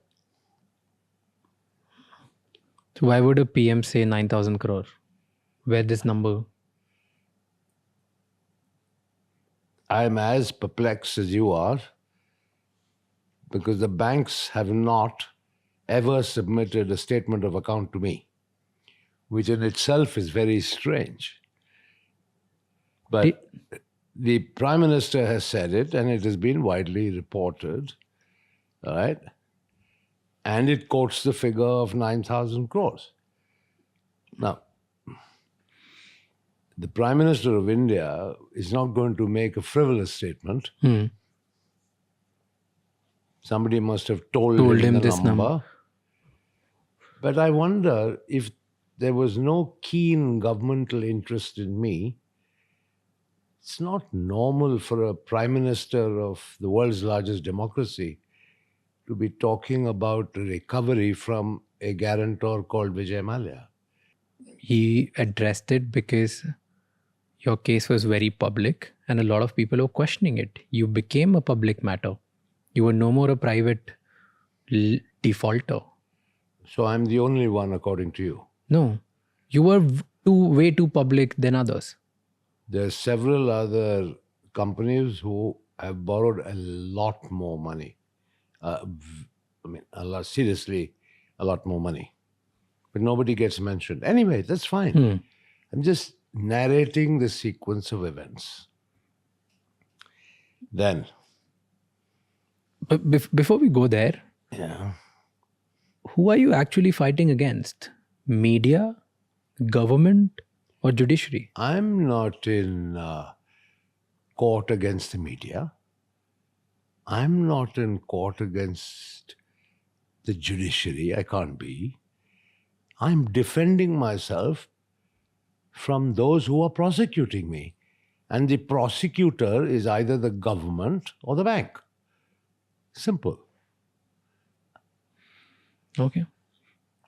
I'll go through the series of events. Let's go through those events So- together. One of the sort of allegations is that I improperly borrowed money from the IDBI bank by some sort of nexus. Yeah, between you and the Between me general and- manager. And the chairman and managing director and executive directors, which is A lot of people were involved, so that the anyway. normal rules of lending were not applicable to you. IDBI Bank had a Reserve Bank of India and a Ministry of Finance representative on their board. All the loans that Kingfisher Airlines received were approved by their board. Right? But I will draw your attention to a public statement in 2021, because IDBI is a publicly listed entity, had to report their financial performance to the stock exchange. And announcing the quarter one results, the managing director and CEO, M.K. Sharma, said that 278 crores by way of principal and 331 crores by way of interest, aggregating 753 crores, was recovered from Kingfisher Airlines. This is in 2021. And therefore, IDBI was paid in full.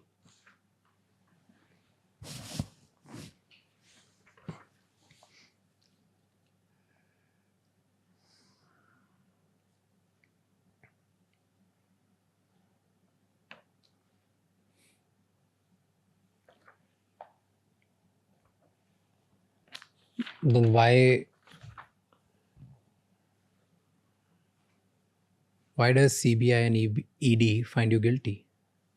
Because once they file their charge sheets,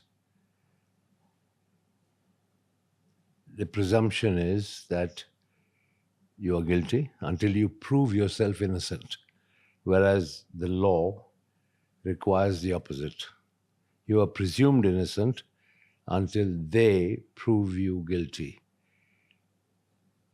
I'm still waiting for the CBI and Enforcement Directorate to produce evidence of my guilt.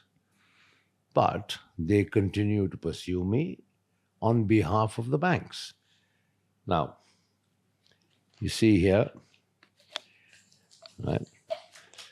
This follows the finance minister's statement in Parliament, on the floor of Parliament, on December 17th, 2024, which is a few months ago. But here is the annual report of the Ministry of Finance, printed, hard copy, for the year 24-25, in which they say, under 4.2.14, restitution of properties to victims of money laundering / legitimate claimants. Okay? And it goes on to say, the Enforcement Directorate is not only actively pursuing the economic offenders to unravel the money laundering, but at the same time is also making efforts for the restitution or return of assets to the banks and others who have been defrauded by the offenders. Right? The ED has successfully restored properties valued at approximately rupees 22,280 crores to victims or legitimate claimants. The details of the restitution / restoration done by ED are given below. Number 1, Vijay Mallya case, quantum of properties restored 14,131.6 crores. And in the comments section, details of restoration says complete amount of attached properties have been successfully restored to the public sector banks. How did they recover 14,000 crores? What did they sell? What did they do? They have not given me a statement of account. So you don't know we what talked- property we or talked- shares have been sold. We talked earlier about the properties that were given to them, right? So everything, walk me through it again if you can, please. What were the things that, how did they recover They 14,000 attached crores? all my assets. And highlight 2 or 3. All Top my 3, shares, which got like 14,000 crores. properties, everything they attached. And they've sold. But in the absence of a statement of account, can you believe it? Right? That from 2017, the date of the DRT order, till today, 2025, the banks have not given me a statement of account. How much recovery they made on which date, how much interest they have charged, how the interest gets reduced because of recoveries made, etc., and what the net position is. Nothing. 15 reminders to the banks from my English lawyers remain unanswered. Letters from me personally to the chairman of the SBI remains unanswered, and my last letter requesting a meeting to resolve these issues came back with a response saying, we are not interested in meeting. I have had to go to the Karnataka High Court to request the court to direct the banks to give me a statement of account. Is this normal? Do you think there is another example like this anywhere in the world? I mean, it's ridiculous. So if I'm not targeted, then why am I being treated like this? But recovering all the money that you owed is not as same as you paying them willfully. These are 2 different things. Yes, so Maybe you I committed made 4 different settlement offers from in when? writing. From when to when? So around 2016, including before the Supreme Court of India, which the banks dismissed. Before you left the country, you made this? Yes, absolutely. Absolutely. I've been trying to settle with the banks. Do you have that proof?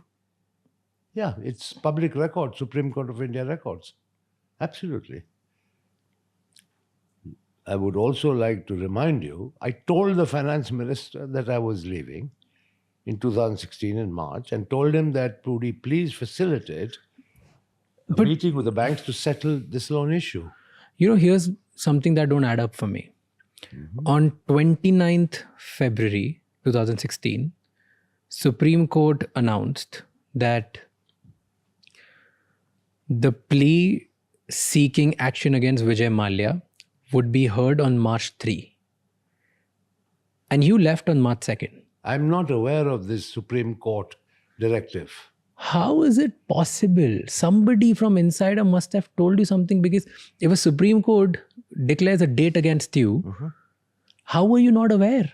You were already fighting. There were lawyers after lawyers. I'm sure there must be something. Because there was no such Supreme Court directive. Simple. But it's out there in every media, everywhere. But it's written. Like if you go back, if you search today, all the newspapers online, everything that you see, it's said that on 29th February, Supreme Court directed that, and you left on March 2nd. But my World Council meeting, obligation and appointment was fixed 3 months before that. That is okay. I'm not saying that So that was already a well-established travel plan. Plus, I once again remind you, I told the finance minister himself on the day of my departure. But that doesn't mean that you were not aware of this. Aware of what? I'm sorry, I don't get it. Aware of the fact that Supreme Court has a hearing against you on March 3rd. Absolutely not. There was no such hearing. There was no such hearing. Supreme Court has said this. All right. So, like I have provided you documentary evidence, if I'm shown a piece of paper that states that there was a Supreme Court hearing in my case scheduled on the day of my departure, I will March respond 3rd. to it. You left on March 2nd. Yeah. So, unfortunately, I don't have the Supreme Court document, but I only have news clippings and news. I am not aware of any such Supreme Court directive. I am not aware of it. Okay, then the other case, you said once you landed here, your passport was revoked. You wanted to maybe come back, but you were yourself in shock that the passport was revoked, right? Yes. Walk me through the day when you got to know that you can't come back to India. I don't remember the exact date, but like what were you going through? When did you get, like the moment you got to know that your passport being suspended or revoked? Yeah, but suspension and other forms of restriction would have been understood or perceived differently. But revocation of a passport, it's the most severe form of withdrawal, right? To revoke. Yeah. So, because I did not attend the summons of the Enforcement Directorate, to which I replied, and I said, I'm coming back, but I need some time. I need to arrange some money to pay off the bank loans, etc. But they revoked the passport. What they intended to achieve by revocation of my passport, I still do not know. But so on March 2nd, you left. March 8th, banks informed Supreme Courts that you have left the country. On 15th April, your suspension came for your passport. Revocation. The suspension was 15th April 2016 and 24th April was the revocation. You know the dates better than me. Okay, fine. So from 15 to 24, MEA says that because there was no reply from you, they had to revoke it. Why didn't you reply after 15 when you got to know that your passport getting suspended? I replied to them. I don't remember, but they revoked the passport. I mean, that's what matters. Because you were not replying to them. That's what their reply is. That's what they officially told you. That's what they have said it officially in public. I'm not aware of that. I didn't go talk to them. I'm not. I can only talk about what I could find online through newspapers. Absolutely. So that's the only thing, unfortunately, I could talk about. Sad thing in my case is a lot of people concoct things. But it's fine. I mean, ultimately, the bottom line is the passport was revoked. Yeah. Yeah, so And then and remains revoked. So didn't you fight back? What is there for me to do? To I get have the to go passport back back? to court. I have to claim my rights under the Constitution of India, that Yeah. I have a constitutional right to a passport, Yeah, etc. so fight like What? everyone else. Like the way you would go I- back and be like, this is wrongfully done to me. So let me get my passport back. I'll fight it.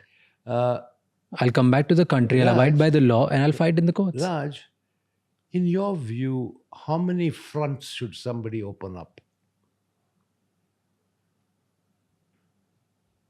How many battles should you open up and engage in? Just everything?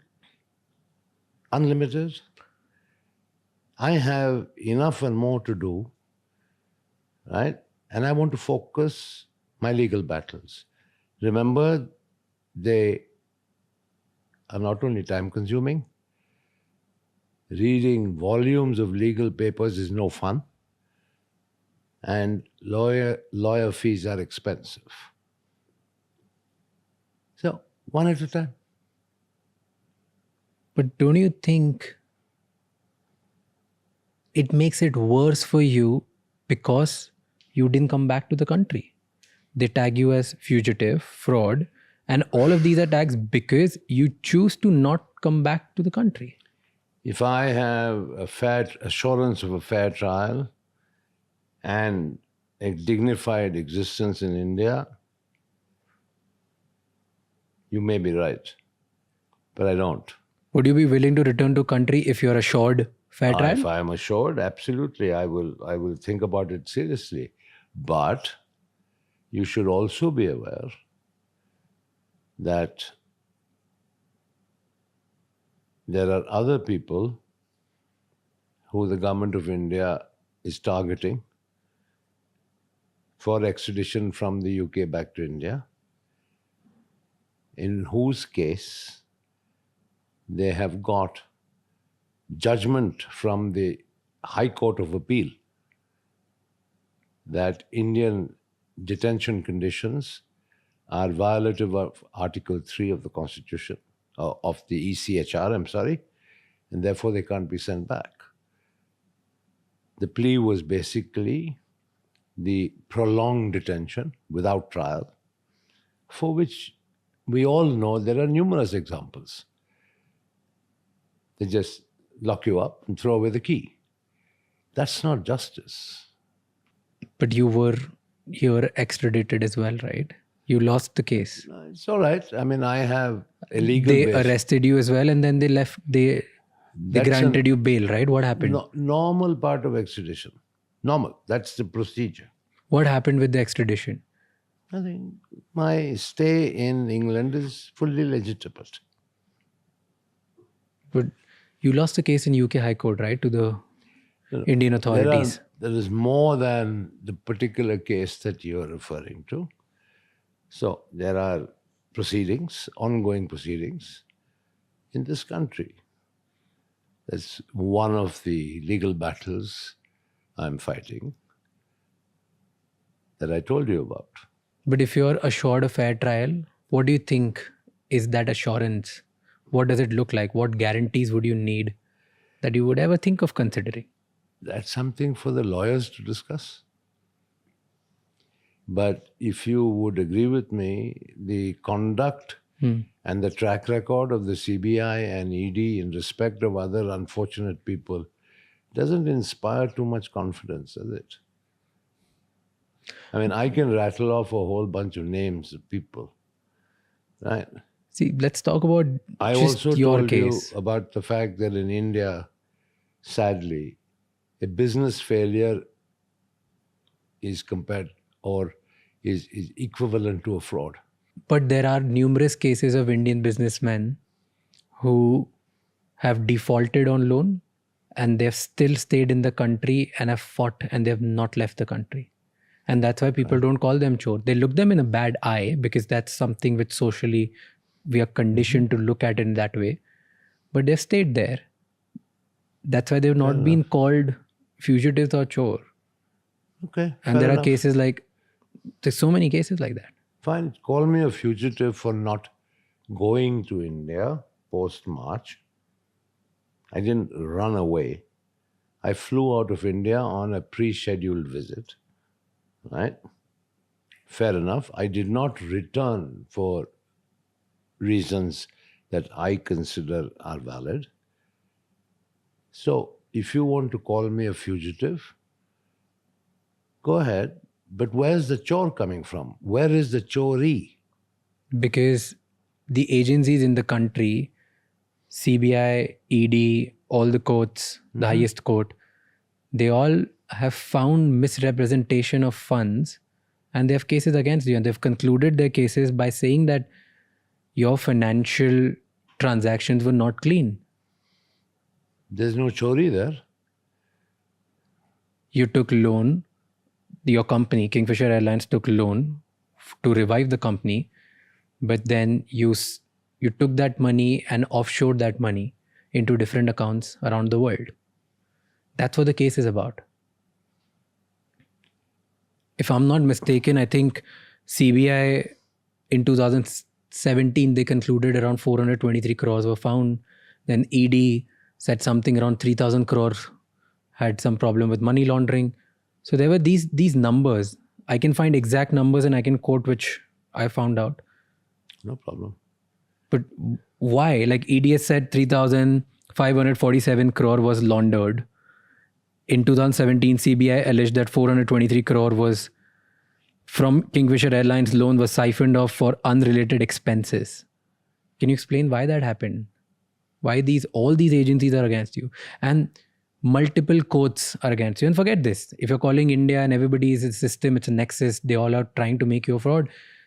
Multiple international courts, Switzerland authorities, UK High Court, one of the courts from UK, they have also found you guilty for misrepresentation of funds, right? And they've lost Swiss cases court. to Swiss authorities.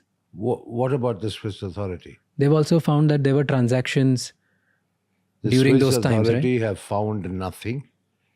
The Swiss authority froze my children's accounts based on a request by the government of India. They did not adjudicate on anything. The government of India wrote to all these foreign governments saying Vijay Mallya and his family's properties should be frozen, right? Only the Swiss acted on it. The French acted on it. Fine. They were not stolen properties or acquired from any money due from Kingfisher Airlines to the banks. There is absolutely no evidence. The CBI and ED are well known to concoct, fabricate, and present false evidence. That's fine, but they have to prove it. As I said, the norm is you are innocent until you are proven guilty, not the other way around. Now let me explain the 423 crores. In an airline, more than 50% of operating costs are in foreign currency. You lease planes, you pay in dollars. Okay, you import spares, you pay in dollars. You have aircraft checks and services, you pay in dollars. Right? So the money has to go out of India. You can concoct whatever you want and say that money sent out of India means siphoning money. But why are they calling it unrelated expenses? They may call if it all of these were the expenses for these reasons, they would be related expenses. But that is a question that the CBI must answer. The allegations are against me. I am refuting those allegations. I am saying all these allegations are complete nonsense. And how would you explain 3,547 crores, which ED has alleged? That's not sent out of India. That is the borrowing Money from the laundered. banks. But they claim it has been laundered. What is laundered? If I laundered it means, what are you suggesting? I stole it? What is laundered? Laundered to me is trying to turn cash to check and check to cash. That's laundering, right? If they say I've laundered the money, what are they saying I did with that money? Did I steal it? Did I fund my lifestyle with it? What is the essence? What is the charge of laundering? here's the basic case. Let me try to explain you what a common man in India understands about your case in very basic language. If I borrow 100 rupees from a bank, I use 50 rupees from that money to buy a property outside India, and I only have 50 left, and that 50 I spent it in my business trying to make it work. And then when the banks are asking me to get the money, I say, I don't have any money. Now, banks are not saying that why did you burn the 50 rupees in making the business work? They are questioning why did you transfer this 50 rupees to buy something else outside? So That is the whole case. And in your case, numbers are outrageous. So where is any iota of evidence that I used even 1 rupee of Kingfisher Airlines funds to acquire overseas properties? There is no such allegation. So what are CBI and ED concluding then? What they have won cases in India, they've concluded certain things, and that's why they're fighting on some grounds. Why would UK courts even entertain if there's no proof? Why would anybody have anything UK around court it? entertain what? Indian CBI authorities action against you or case against you if there's no proof. The job of the UK court is only to establish and determine whether there is a prima facie case to be sent to trial. Right? The UK court has not adjudicated and said you are either guilty or innocent. The job of a UK extradition judge is to say, is what CBI is saying, fine, is there a case to be tried in front of a judge? That's the limit. They have determined that. Now it is for the CBI and me to fight it out Okay. in the court. They provide their evidence, I will provide my evidence. Okay, so that's as far as the UK court is concerned. Got it. So it has just gone to the trial. So, absolutely. Okay. What is the allegation? I misrepresented the Kingfisher financials, Yeah. right, to the IDBI. Yeah. I colluded with the senior management of the IDBI to get the loan, right? And then I misused the proceeds of that 900 crore loan. This is the 3 allegations. The allegation, sub-allegation about Formula One team sponsorship. I responded to you earlier. Yeah. The Formula One team sent back 10 million pounds to Kingfisher Airlines to help it. All right? They brought in Royal Challengers Bangalore as a cricket team. That was the sponsorship money paid, right, for the umpire's uniform, where it said Fly Kingfisher. It was a pure, for advertising. Of course, the CBI says it was misuse of funds. Fair enough, everybody is entitled to their opinion. But when the case is tried before a judge, it is the judge who will decide who's right, who's wrong, whether this tantamounts to siphoning or diversion or improper use. In terms of the collusion, right, there is not an iota of proof. Not an iota of proof. I met Chairman Agarwal twice. And in 2 meetings, along with 4 other executive directors of IDBI Bank, is it at all conceivable that I would be able to make some sort of corrupt, backhanded arrangement with them? Absolutely not. But the loan was subsequently approved by the IDBI board. If there was something so blatantly wrong in the sanction process, because Kingfisher didn't meet the norms, right? Kingfisher's financials were weak. Yes, I agree. But the board of the IDBI Bank would have found out and commented upon it themselves. They approved it. Because So there's the all... CBI are making allegations, all of which are fine. But there is an equally robust defense against these allegations. in the same case, when it comes to IDBI and all the consortium of banks which gave you loan. It is also said that there was an independent agency from UK which put out a brand valuation of 4,100 crores on Kingfisher's brand. But in reality, the brand value was only 160 crores when later was audited by an independent valuer. And that was the mismanagement, and that was the collusion between you and the IDBI board and stuff. That you sold them and you misrepresented the brand value, which in reality was not the case. Okay, so let me tell you, there was no UK independent agency. Grant Thornton. Grant Thornton is a very, very well-established accounting company hired by me, not by anybody else. And the other company was Brand Finance. Both these companies gave a brand valuation, right? I submitted the Grant Thornton brand valuation report, right? The bank took it.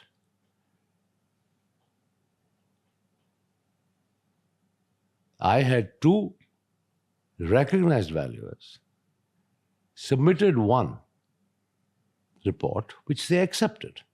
Now, is that fraud on my part? If they didn't want it, they said, this is not worth the paper it's written on, tear it up and throw it away, I would have done so. It's all very well in hindsight to construct a case with all sorts of frivolous allegations. And fine, if it's got to be in a court of law, thrashed out, it will be. But how is Supreme Court favoring all of these then?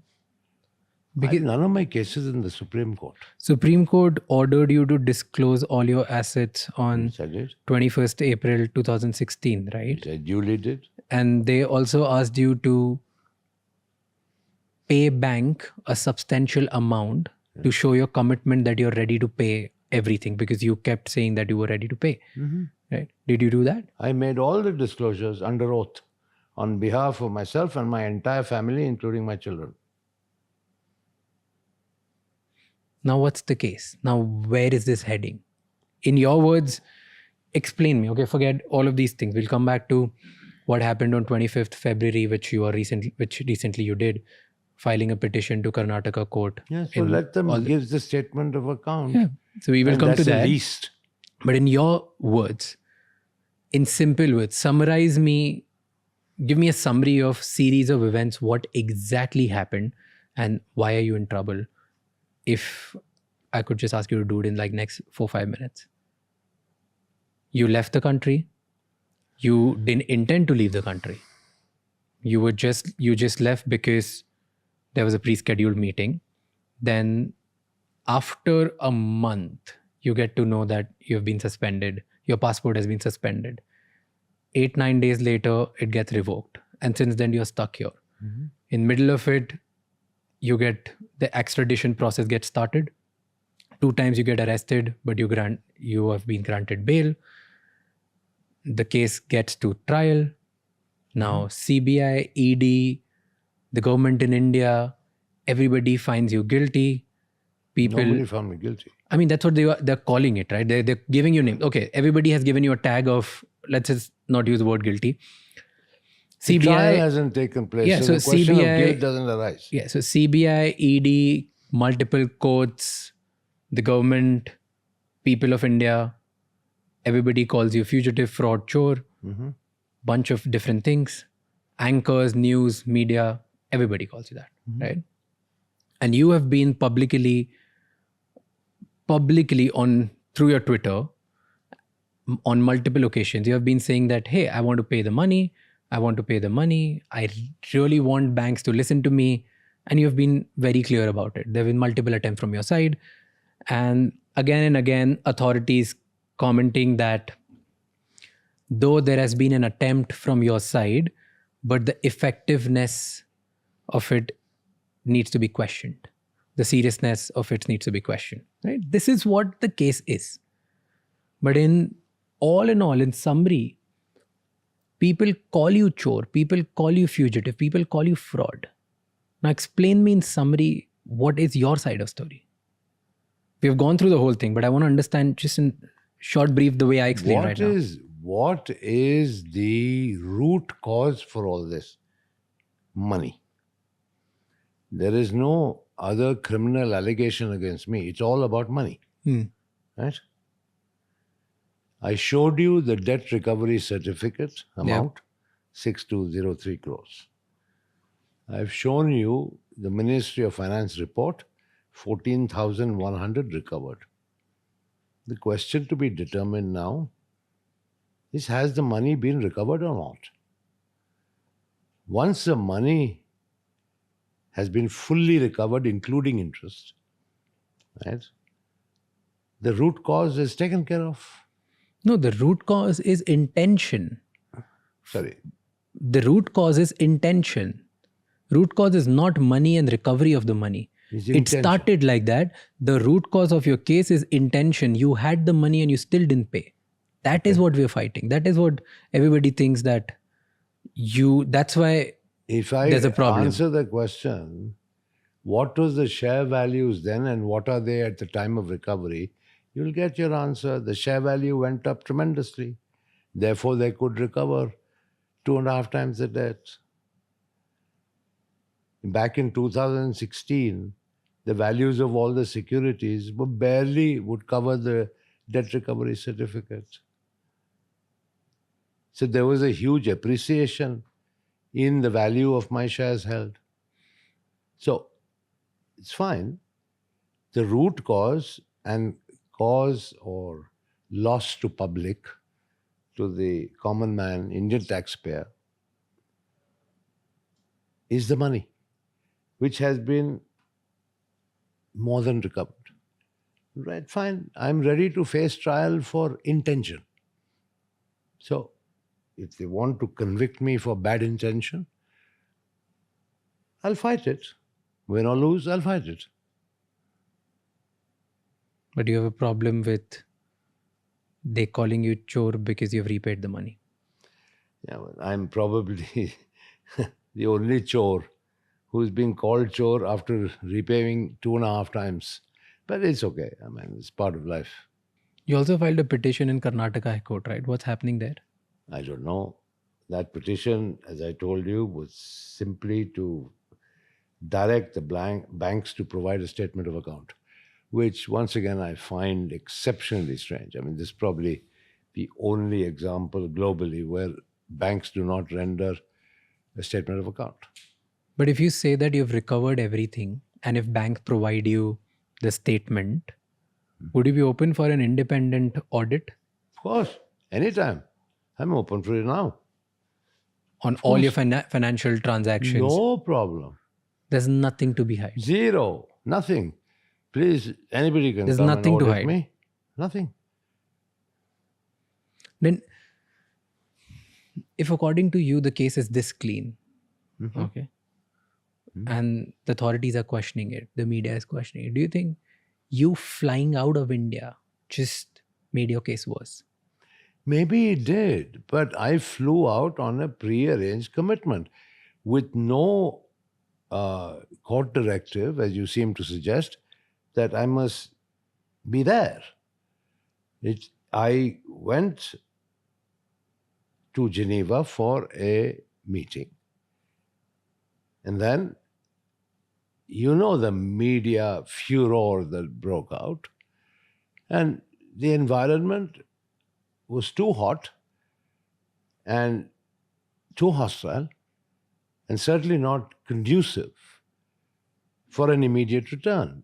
Plus, I needed to sell some securities to overseas business partners in order to generate more money to pay these banks, which I've been trying to sort of repay since 2016, maybe not in the quantum that finally has resulted. I mean, the banks have got lucky, isn't it, getting 4,100 crores because of the appreciation of my shares. 14,000. If I don't want to say. I don't want to comment on others. I might as well just focus on my own business. It's not fair. I'm not the type of person who comments about other people. Do you think people would have still calling you, like people would still call you fraud if I have done whatever I could do. if you would have stayed in India and cooperated with banks, Listen, people would not call you fraud? fine, so people are abusing me. Maybe will continue to abuse me. There's nothing I can do about it. That's why I kept quiet for 9 years. Is there any proof where you requested banks that I want to settle way before all of this Of started? course, there is proof. Can you give me? Sure, it's part of Supreme Court record. How do we access it? Is there I'll a ask way? my lawyers to give you a copy. No problem at all. Easily done. Before 2016? Yes, absolutely. How do you want to be remembered? How do you want Vijay Mallya to be remembered? Hopefully for the good things that I might have done. Certainly not for being a chore.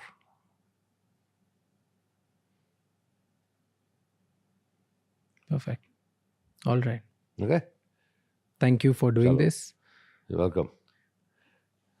Thank you so much for walking us through every little detail of your case, your life, and what's going on.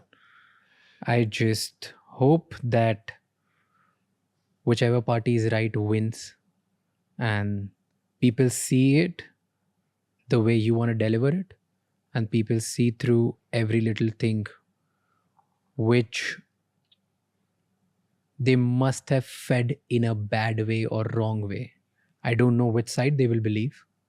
I don't know which side media will believe. I don't know which side the authorities will believe in. But I hope they do the right thing. So thank you so much for walking us through every little thing. Good. Thanks for being here. Thank you.